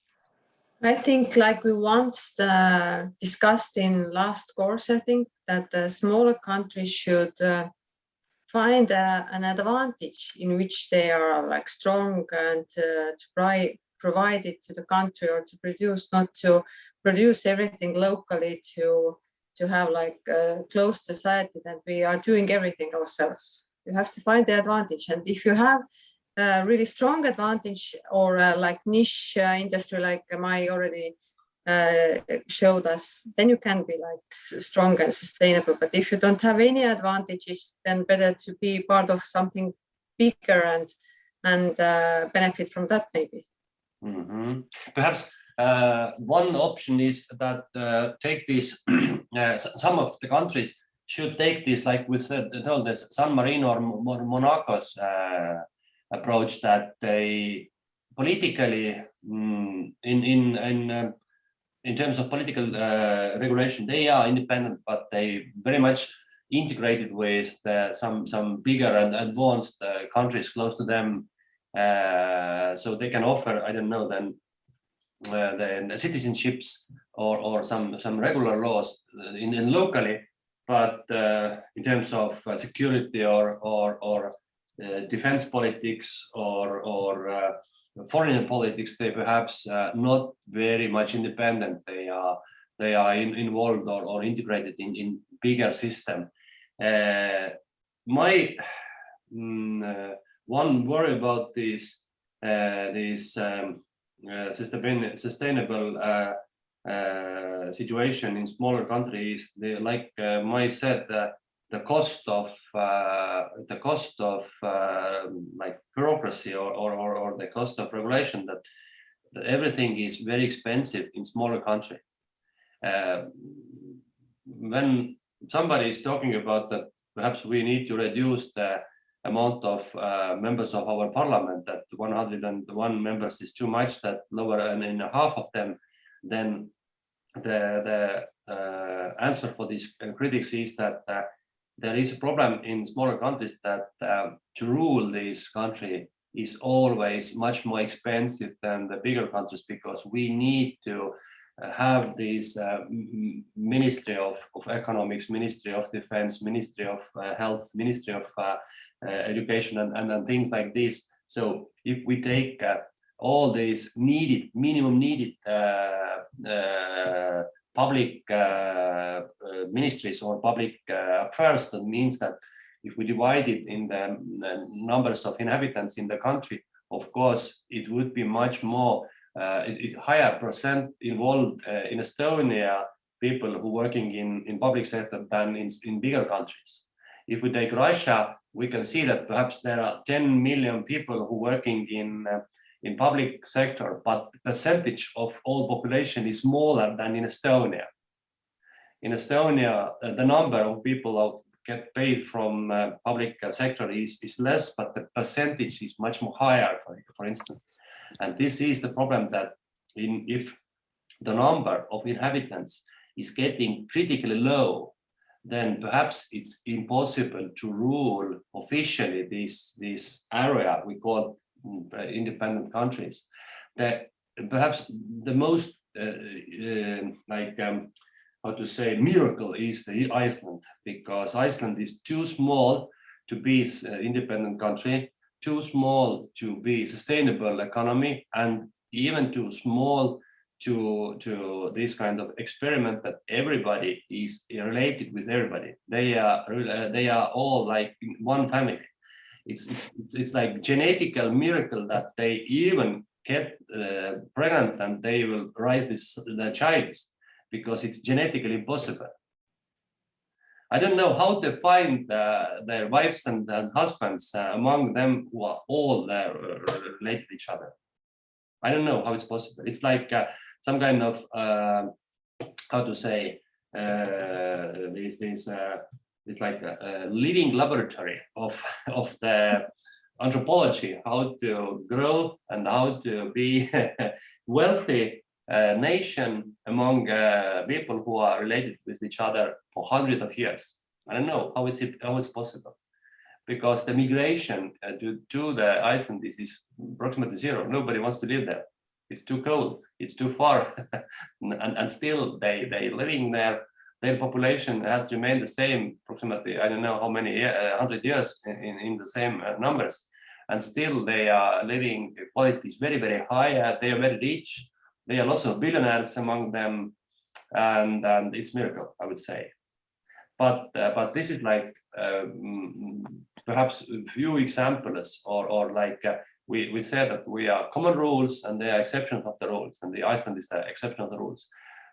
Commonly, we can say that there are much more harder today to create the new independent countries, because the competition is so heavy, I would say, that perhaps, I don't know, then Scotland wants to separate from the England. Perhaps it's not a very good idea, because they are so closely involved with each other. If they broke these ties, perhaps the people of Scotland need to immigrate to England, because their level of quality is lower, getting lower. This is my opinion. But what I have one question, and especially for our international students, for instance, for Juhi, where is better to live, in smaller country or in the bigger country, and why?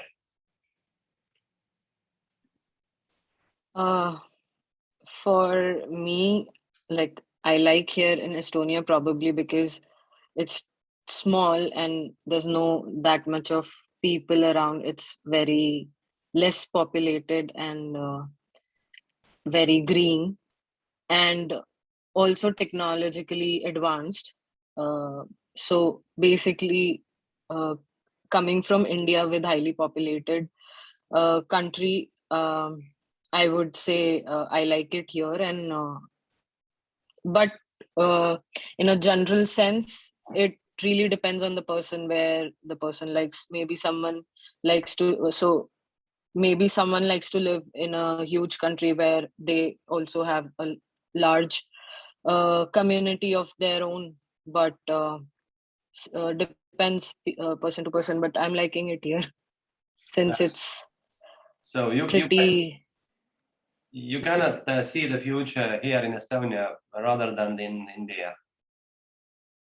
Sorry. You cannot see the future in Estonia rather than in India. You better like to live in the future in your home country. Yeah? I haven't decided that yet. Depends on what kind of opportunities I get. Okay. So, and it's really also not dependent that maybe I might move to some other country if I get a better opportunity. Okay. Totally depends on the opportunity. Yeah. Emmanuel, what do you think? What is a better place to live? In here in Estonia or your home country? You come from, I don't know, 20 times bigger country than Estonia. Your microphone is closed, Emmanuel.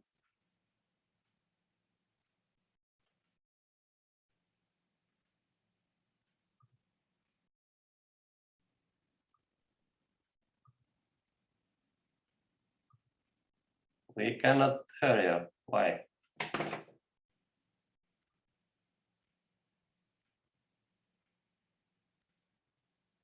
Your microphone doesn't work, unfortunately. Okay, I'll be speaking because myself and Emmanuel actually from the same country. So, well, actually, Nigeria is actually 20 times bigger than Estonia, like you have said. But the problem we have back in the country, it's bad leadership and governance. We have so many opportunities, but because those opportunities are not well managed, so we have the difference between, just like what you said the other time, we have a wider difference between the rich and the poor. Okay, we have a lot of rich people, but we discover that the resources are not well distributed. So some people are more favored than the other. So comparing Nigerians to Estonians, Estonia is very small, but though we discover that it's more peaceful, you have opportunities as well. Things are really working fast compared to Nigeria. Though we are blessed in the country, we have so many natural resources, even though there are ones that have not been tapped into. But because the governance is not really good, we have leadership that are not so concerned about the public. They are not concerned about the citizens. Everybody is just amassing wealth for themselves. So I think the challenge we have basically in Nigeria is a bad governance. So, and when you see a place where things are working, you have the system put in place and they are working, then you prefer that to your own country. So I think basically that's the challenge we have in Nigeria. Things are not working, though we have the resources, but they are not well managed. Mm-hmm. I remember, if I'm correct, that Emmanuel says that you are very passionate to change something. You would like to change something. Was it correct? I remember that you believe that you can change something in your home country, that the system cannot remain the same.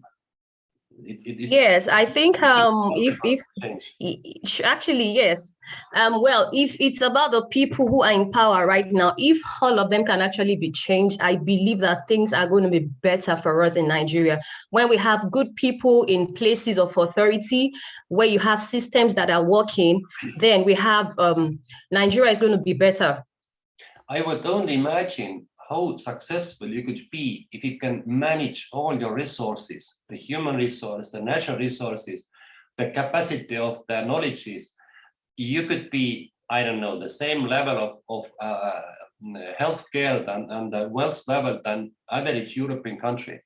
And the Nigeria is only one example. I would say that we have tens of these kind of countries in Africa, in Asia, in South America. They are so capacitive, so potential, but I don't know, is it bad or good that they haven't realized this opportunity? Yeah. Eilam, what do you think about my question? I actually definitely agree with Juhi. Like in Turkey, it's also in terms of daily life quality, economics, and human rights aspect. I definitely prefer Estonia, but because I know like many younger, especially the younger generation from Turkey, they are looking for a way to move out from Turkey, because between gap rich people and poor people, it's getting increased, and it's becoming really harder day by day to invest themselves. Like I know many people struggling to buy their own house because everything's getting expensive, and since our government is like really bad, so yeah, and they are over the charge. They are charged over more than, I don't know, 16 years. It's like becoming hard to being independent in economically in person. So I know many, especially the younger generation, prefer to move Estonia or any other European country. It's small, regardless of how small or how big. Mm-hmm. So Ugis, what do you think? It's better live to Latvia or other place in the world, another place? Was it a question for me? Yeah. Well, from my experience, I spent a year in the United States. And even though I really enjoyed my time over there, I felt that that wasn't the country for me. And I still wanted to return to Latvia. It was something closer to my values, my beliefs. So I feel like the Europe as a whole, the old Europe, so to say, is closer to what fits to my idea of where I would like to live, rather than other countries. Mm-hmm. Sometimes people says that living in small country gets me more like opportunities, because everything is that the bureaucracy is small, or the connection between people closer. So to get the chance to realize your dreams is sometimes in smaller country much more easier. It doesn't depend if you are a businessman or I don't know, teacher or doctor or whatever. In bigger country, if you had some kind of huge dream, I don't know, to get to politics, for instance, it's very easy in Estonia to involve with some political party and start I don't know, creating your own brand like politics and to participate in the elections. I have been participated 2 times in Estonian parliamentary election. It's very easy, for instance. Okay, not very easy to get to the member of the parliament, but it's not impossible. But I don't even imagine how hard it would be in Nigeria or in India. I can only imagine. It's quite impossible. The successful could be 0.00% to get the chance that people from nowhere to get in the higher position of your country. But in Estonia, everything is possible. Well, the Prime Minister of India used to sell tea when he was a child. So it is possible, but yeah, I don't know. So he's been CM for state also for a very long time, but it totally depends if you have, maybe if you have a lot of money to back you or something like that. But well, he was a tea seller, so it is possible coming from that small community. And yeah, of course, it's possible, but it's much more harder. Yeah, a lot of, well, I would say, like, it is being said that usually people with a lot of money to, flaunt or waste go to politics. But I don't think the younger generation really wants to get in, they really want to change it, but they don't really want to get into it. Like they don't want their hands to get dirty, basically. Yeah, okay. Yeah. So, in summary, of course, any country had their advantage or disadvantage, but luckily we know that not all the people in the world would like to travel to abroad and start living or business in here. Most of the people, they would like to stay at their home countries because they belong to them. They're a member of this society. They're a member of this culture. There are, of course, some amount of the people who are like homeless, not homeless like homeless people in the land, but homeless without their home country, or they don't feel like they would like to be part of their home country. They're finding sometimes the just easy place to live without working and without like be active member. And I hope so that even if in the future some of the countries will disappear or they will be part of the others, then we hopefully not see in the future when there are only, I don't know, 5 or 10 huge countries ruling the world, and other people who perhaps belong to different nations, they don't have their own like countries or own home. Okay, we can go on with the slides because we have only half an hour left. Now it's my turn. So my question was, what are the main theoretical models that characterize the creation and growth of today's multinational companies? And I decided to tell about the 3 most popular international theories or models of today. And they are Uppsala model, network approach internalizational model, and Born global model. Now a bit about Uppsala model. Uppsala model is often referred as a stages model because it proposes that internalization occurs in incremental steps, like in software development, for example. Assumption of the Uppsala model is that as firms learn more about the specific market, they become more committed to it by investing more and more resources into market.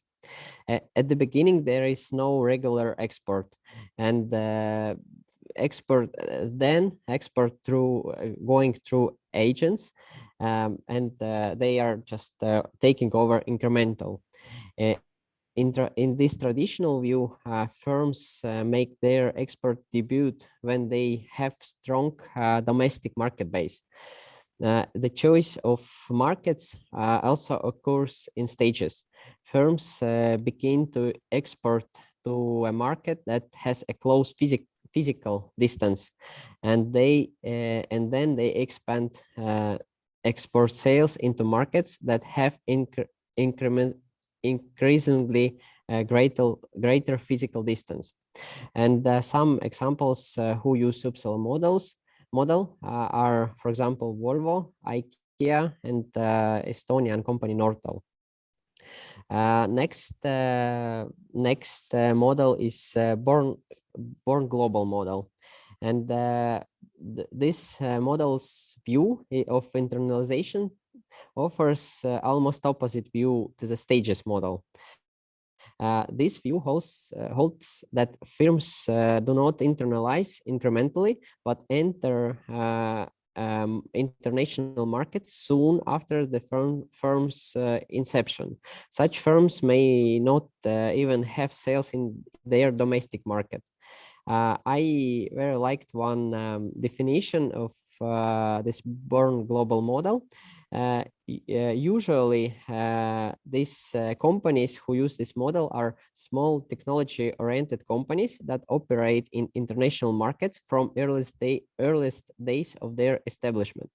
And some examples are, for example, Zara, Skype, Facebook, Google, and actually the most part of technology companies, startups, etc. The next model is network approach internalization model. Modern days enterprises increasingly more choose not to operate on the market truly independently, but rather establish a network of relationships with entities from their sector, forming a network of connections. A network is capable of securing support of international operations, although the research of enterprises development policies within networks is necessary. And one example, for example, H&M operates this way. And I'm not sure, but I believe, for example, a place where I work right now, Telia, operates approximately the same as well. I think it's all from me. I have a question. Yeah, very good that you mentioned and described these mainly known models. There are one model as well, which was described perhaps lately than the Uppsala model. It's called casino model. Have you heard about this? Yeah, I have heard about it. If I'm not mistaken, it's they are just randomly pick some markets and they just try. Yeah, just that's give right. it a try. That's right. The differences between Uppsala model and the casino model is that when Uppsala model is they choosing one specific country, and then they will go like incrementally, that by step and very carefully they will like in every after every step they will getting feedback, they're learning something, and then decided which would be the next step. Is it only selling, or is it production, or even the management going to abroad? Then the casino model means that it's like in casino you put these coins in different tables, not putting all your money to the one number or one color. You're choosing different countries. You know that you can fail, but if you fail 1 to 4 or you fail 1 to 1, it means that in the other side you are failed 100%, and the other option is that you are failed only 30%. So it gives you like more chance to get the more successful. And the casino model means that the main like aspect is that you have choose some specific area, and you would be creating your like total advantage in this sector. It's like Born Global, the company who chose the Born Global model means that they would be leader of this one specific area. The casino model is the one step ahead of this, that you would like to get the leader position in specific sector, but you don't know in which countries you will start, or in which countries you will be more successful. But the approach is the same. But my question was that, mostly all these models, this casino or Uppsala or network model or Born Global model, is described in like old-fashioned companies. But today we are faced with the absolutely new challenges. We call them startup companies.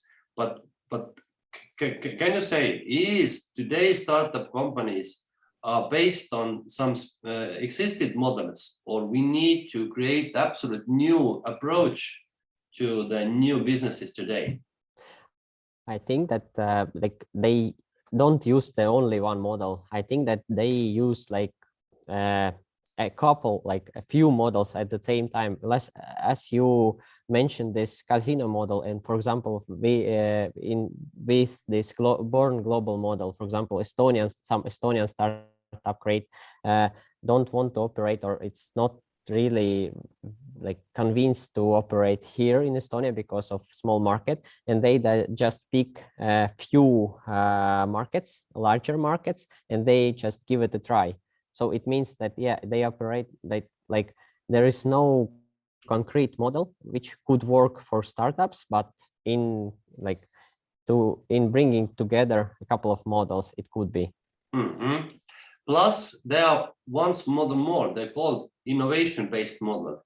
The innovation-based model is not separate some others, but they are like it's had growth from the Uppsala model. The main idea is that if Uppsala model is just going, it's like selection of markets and selection of the way how to go to abroad, then innovation-based model means that the main advantage or main point why to go to abroad or which strategy we choose is based on innovation. So it means that the company will need to find some kind of advantage or benefits through innovation. And when I describe these models for my students, I had parallelly Estonian group as well in the same discipline or the same course. Then we a little bit try to find the real examples. And like you said, this IKEA is the one best example of Uppsala model in Estonia. At first, they only selling something through some kind of agencies. Then they opened a very small like branches in Tallinn. Now the third step is they creating their own big store in close to Tallinn. So like in the papers, in the books, they're based on step-by-step strategy. And we cannot see very much companies today who are approach is very purely based on some theory, but IKEA is one of the best examples. I have one more model in my mind. I'm not sure. Like I googled it, but I didn't find anything. It's related like customer-driven lean startup model or something like that. I used to read one book. It's called Lean Startup, and it's approximately the same, but in virtual world, they just execute some idea and they just give it a try and just incrementally add some functionality, etc. It's some point of innovation. That's right. The Lean Startup book and the Lean Startup model means basically, it's one of these today's startup approaches. That's right. That's correct. They started with some kind of, how to say this prototype. Nobody knows who it comes out. They have the idea, and then they start like testing this prototype, and perhaps the final result is absolutely different from this first idea, because if you create this IKEA, you cannot change. Oh, okay, the furniture is not very good idea. Let's start selling wines or alcohol. It's impossible. But in IT sector, you can create at first some kind of prototype, and then you can see, okay, it doesn't work, but we can change something. You can change it much more easily than in physical businesses. Yeah, that's right. This is what when we ask what is perhaps some new theory about the startups, then perhaps could be one approach to this. Unfortunately, I haven't found any these new theories or this kind of describing models for today's startups. It's interesting. Perhaps I cannot research so deeply, but the startup world is. Do you know when the startup world started? Which was the first official startup in the world? If I'm not mistaken, it's Facebook. Yeah, like right. 2004. 4 or 5. Yeah, it depends. The official startup world or period or this era started from Facebook. Our Skype was created at the same time, for instance. So during the 16 years or 17 years, there should be created some theory, but I don't have found anything of this. But I guess that somebody had tried to describe anyway this. Okay, thank you, Andrei, and let's go on. Okay. So I had the last question, which is, in what form are companies most internationalized today? Give real examples. So I decided to go on with different forms of internationalization, starting with exporting. So basically, exporting is where you manufacture goods in one country, but sell or distribute them in another. And famous examples are Apple, and nowadays a lot of medical companies like pharmaceutical companies, wrong term, Pfizer. So as you know, I guess here in Estonia as well, Pfizer is exporting its vaccines. Next is licensing. So basically, a licensor, which is the owner, gives you the permission. The licensee, there's a contract wherein you can wherein you can use their brand name, copyright, patent, technology, trademark for a particular period of time, and it's basically related to the product. So Walt Disney Company, like Lucasfilms, Marvel, ABC, these are all licensed products of Walt Disney Company.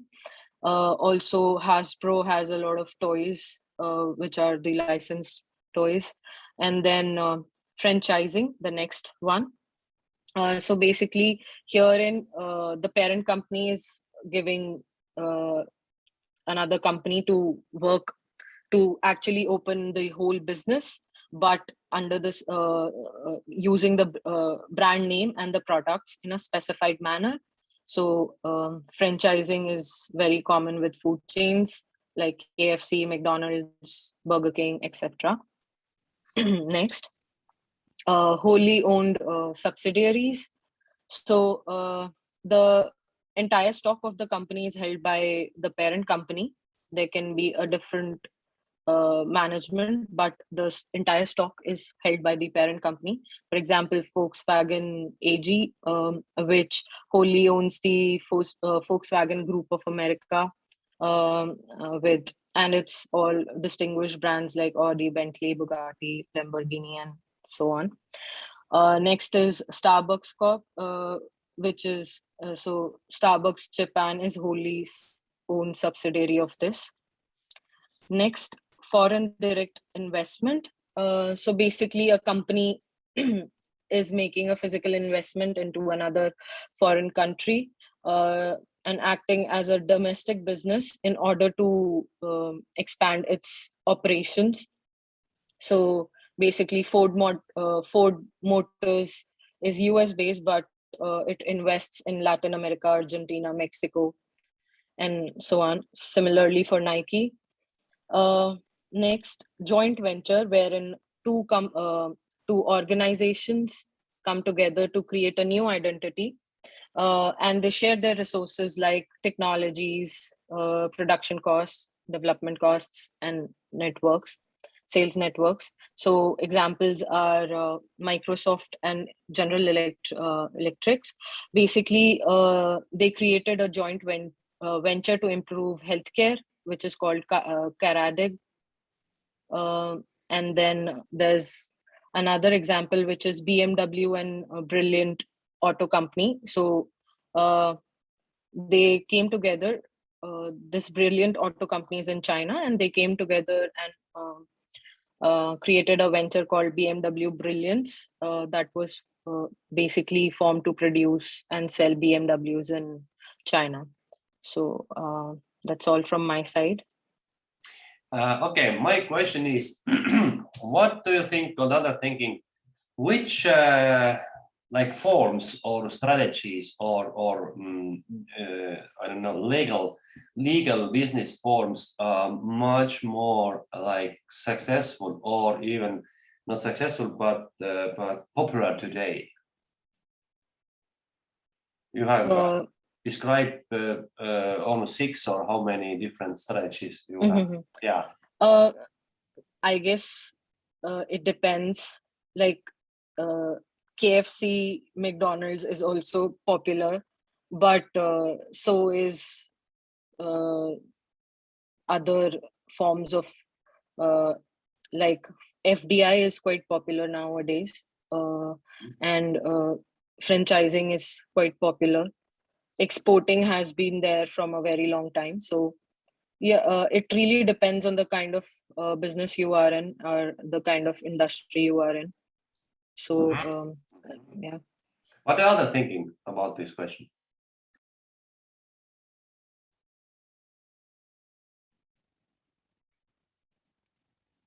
Mai, what do you think? What is the most popular ways of forms of internationalization today?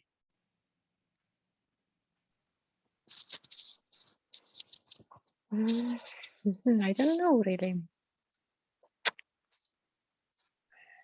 Why I'm asking this is that when we're looking, especially for franchising, then I have this opinion that, that this could be one of the leading internationalization forms today.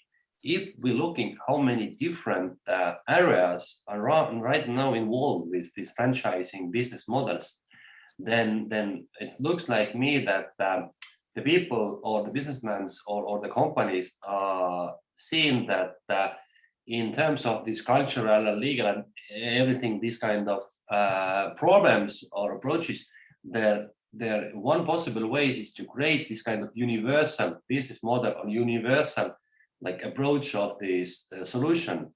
And if you can create this quite universal taking all the world, then it could be much more successful and much more easier to develop this, or to choose some kind of like exporting or I don't know, FTA ways to growth. So I don't know, 30 years, 40 years ago, if somebody had talking about franchising, we basically mostly meaning that this was like fast food companies, that's all. Right now, we see that franchising is involved in production something, servicing different everyday life commodity services like cleaning houses, fitness clubs, car rentals. You can even imagine how many different businesses is involved in franchise businesses. I don't remember we talked about this or not, but I can show you the small list, no, not small list, the common list of franchise companies, and it's called top 100 franchises.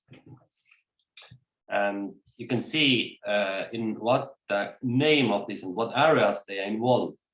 And sometimes it's even I imagine that, wow, this is also a franchise company. Okay, the top of these are well known: McDonald's, KFC, Burger King, 7-Eleven, Domino's. But then goes some Ace Hardware Corporation. Never heard about, but if I would see these companies, I never thought that this could be like franchise. Real estate franchises. Then Marriott International. This is basically hotel chain is the franchise. Then Remax. It is a usual real estate company. They had some branches in Estonia as well. This is franchise. Senior care, tomorrow's business, everything which involved with elderly people, everything is getting more popular. Even in this area, we can create a franchise. Then we can see that in the next list will be, okay, food franchise. Okay, good, we know this. Automotive franchise. Employment and staff franchises. Circle K, well-known company in Estonia, also franchise. Then fitness clubs. UPS is also franchise. And if you're going down and scrolling down and see these company names, sometimes it's very like, wow, I don't even heard that or imagine that this could be also franchise. So my point is that I haven't measured it, and I don't have any empirical data, but I can just only suggest that perhaps franchising is one of the leading forms in terms of internationalization, because it is easiest to way. It could be like reduce all these risks and this kind of avoid this kind of cultural risks, and you all know the business model of franchise. The brand name is so like well known, it's so like popular, and people can like very easily and very fast imagine what is the product or services involved with this brand trademark. And then if this company will expand to a new target markets and new countries, possible that people already knows what is this, what is the meanings, and you don't need to start like market it that help people. Well, now this is our new brand. Please welcome and to we introduce you our new service and products. You don't need to do it because everybody already knows what is going on. Of course, as we seen in this Starbucks video in Australia, there are also some kind of that is the kind of weaknesses as well. But mainly, the good franchise is always reduces the risks for the companies, and these worldwide chains and worldwide global marketing reduce all the cost for all these companies or these brands. And if you take these everyday services or goods, then your quite stable revenue is always guaranteed.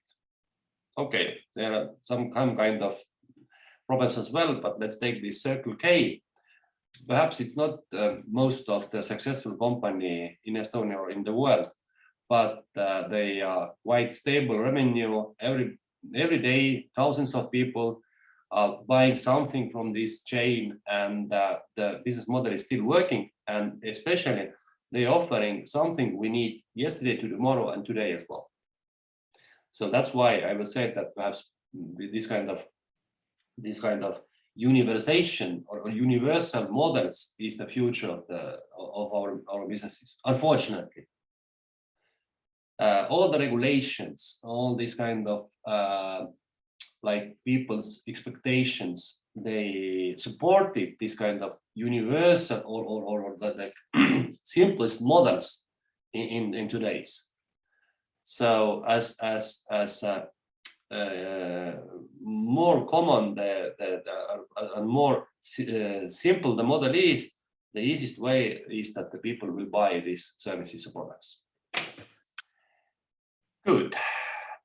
This was the end of your presentation, yeah? Very good. Again, thank you very much. It was very interesting and very, how to say, good work from your group. As you have perhaps seen that I have added here to Moodle all these kind of point that all homeworks together. Here is the first teamwork. Now I will add it the teamwork number 2, and after that number 3 as well. And here you can find all the group works you have done. So it's for future readings or for future learnings or just for interest. Because today you have demonstrated us some kind of good and interesting data plus this short overview of the models. So that's why I'm very happy that you have done quite successful work. Our last meeting, which will held in December, is focused then to the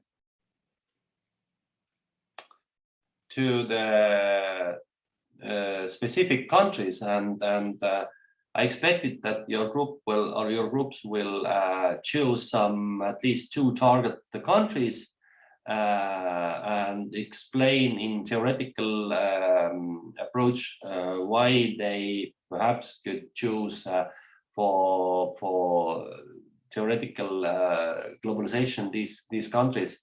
So you can choose whatever products or services you would like to. The main idea is that you can just like hypnotize or theorize what is your approach and why is this. But right now I need to make some remarks. I forgot that our team is, or our class is international.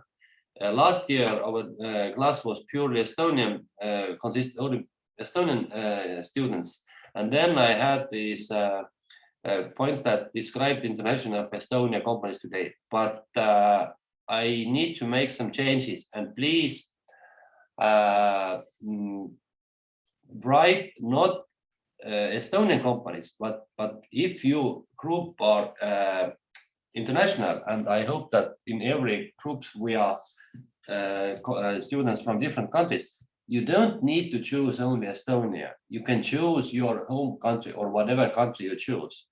From my side, it's, for instance, very interesting to hear about the companies from Nigeria, for instance, how the Nigerian companies are expanding today, or companies from India or even Latvia, because I know in Latvia only some brands. And that's why I would say that you don't need to choose Estonian companies, because Emmanuel or other guys in here perhaps don't know very much Estonian business like situation today. So it's your choice in what kind of company or what kind of country you're based on. I hope that it would be some of your home countries. We have Estonian, Latvian, Indian, Turkish, and what was else? And that's all. Okay, four different countries. It's your choice. What kind of country you will choose, but all the questions remain the same. Did you catch the point? So, not describing internationalization of Estonian companies, but you can describe whatever country you will choose. But the other terms is that remain the same. Now, I draw your attention. I have just a second where this was. In the Moodle, there are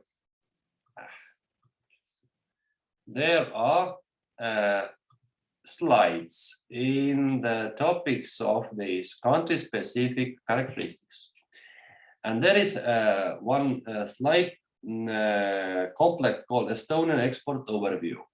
So perhaps we have time to explain it or just a little bit discuss it in future. But unfortunately, the slides in Estonian, but there are one link to data of Estonian export.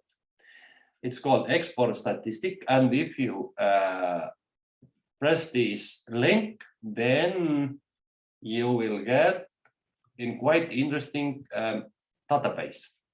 It is Estonian economy and export overview.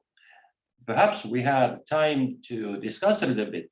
I know that in every country had their own statistical agency, but it takes a time for me to find information. So I've done it in my easiest way. So I can present you if the next time we have a little bit more time to these statistics, just to give the overview about one small country like we described today, but the country who are independent and quite a long history in quite successful export. So it's quite interesting to see how the situation in export or import area looks like today. What is the main export services or goods, and what countries are our main export or import partners? So the other slides are not very much interesting for you, or even if they are in Estonian language, you didn't catch the point. But the main link is this Estonian export data. I can put this link also to the chat as well, so you can, if you are interested about, you can download this for you. Okay. After today's lecture, I will upload this video link, as I said, plus your home works as well. And I hope that you have put all the groups, your works in here to Moodle. Let me see very clearly. I have seen 3 different groups. I hope that everything has uploaded, and then I will read them and put them to the Moodle as well. Okay? Do you have any questions, comments, remarks for today?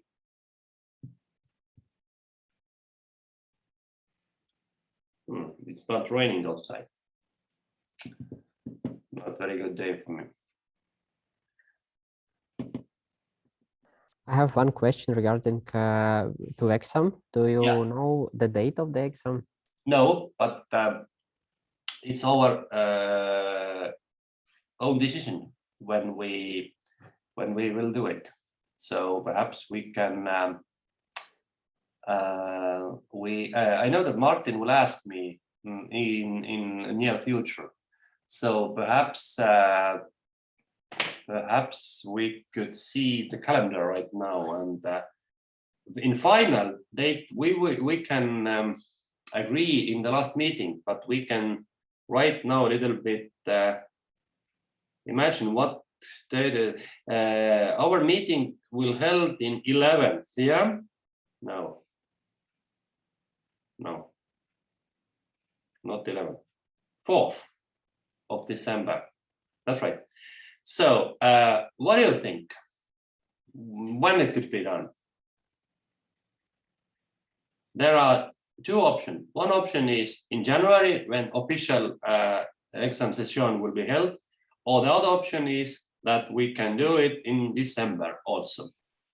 It would be great if we could do it in December. Yeah. Okay. Before the holidays, please. Mm-hmm. So, but what do you think? What usually how it looks like? The test will be held in Moodle. We don't need to meet each other anymore after the last courses. So if we agreed what the deadline will be, then I will open the Moodle, the test in the Moodle. It will be opened for the 2 or 3 days, so you can find a suitable time or a suitable place. Then if you open the test in Moodle, it could be opened for, I don't know, half an hour or 1 hour in the area difference of this.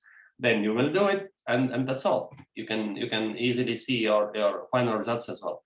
So will it be a MCQ or a theoretical one? Sorry, I didn't catch the point. The exam, you said that there will be a duration for like half hour or 1 hour. Yeah. So the question type would be MCQ based or theoretical, like theoretical questions. Yeah, based on all we have discussed in here. So of course, I try to put to test these topics we have discussed and what you have yourself had discovered. Last time it was approximately 10 to 20 questions. So it's like test to choose the right answer, and that's all. Basically, I try to do that. You don't need to write down any long answers or long descriptions to them. So if majority wants December, then maybe 18th, 19th could be an option. That's like weekend, and then probably most of us can schedule more time. 18 to 20. Yeah, 18th or 19th of December. Yeah, in my side, it doesn't matter. It's your decision. What do you think? So if I may suggest to open the questionnaire on the 17th and then close it on Sunday evening on the 17 to 19th then. So is it 3 days or can it be 5 days, 17 to 21? Yeah, it doesn't matter. In my terms, okay. Best. Yeah. Yeah, sounds good. I agree. Yeah. And then we can once more, if it's needed, then we can the next time once more I will ask if it's okay for you. So, but if Martin will ask me, then I will give the status for them. And if you not disagree with me, then it would be open to 5 days. And then after the final lecture, we have already how many? 1, 2, 3 weeks to, I don't know, to study or whatever things to do. And basically all the questions which the test will be based on is written here. This key points of chapter. This would be the questions plus the topics and questions for exams. If you look at through these questions, then I guess that you are able to do the test quite successfully. Last time nobody failed. I don't remember, and year after that I don't remember anymore. But previous time nobody failed. So perhaps we once more go on with these topics in the next time, so everything would be clear.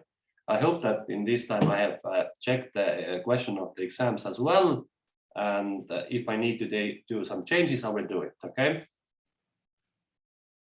So now we agreed that test will be in 17th of 21. I know that in January anyway I need to put some additional times.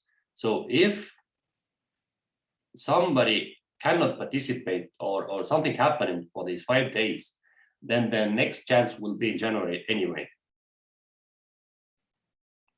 So this is not the only and the last chance, because the rule says that I need to offer at least 3 times or something like this.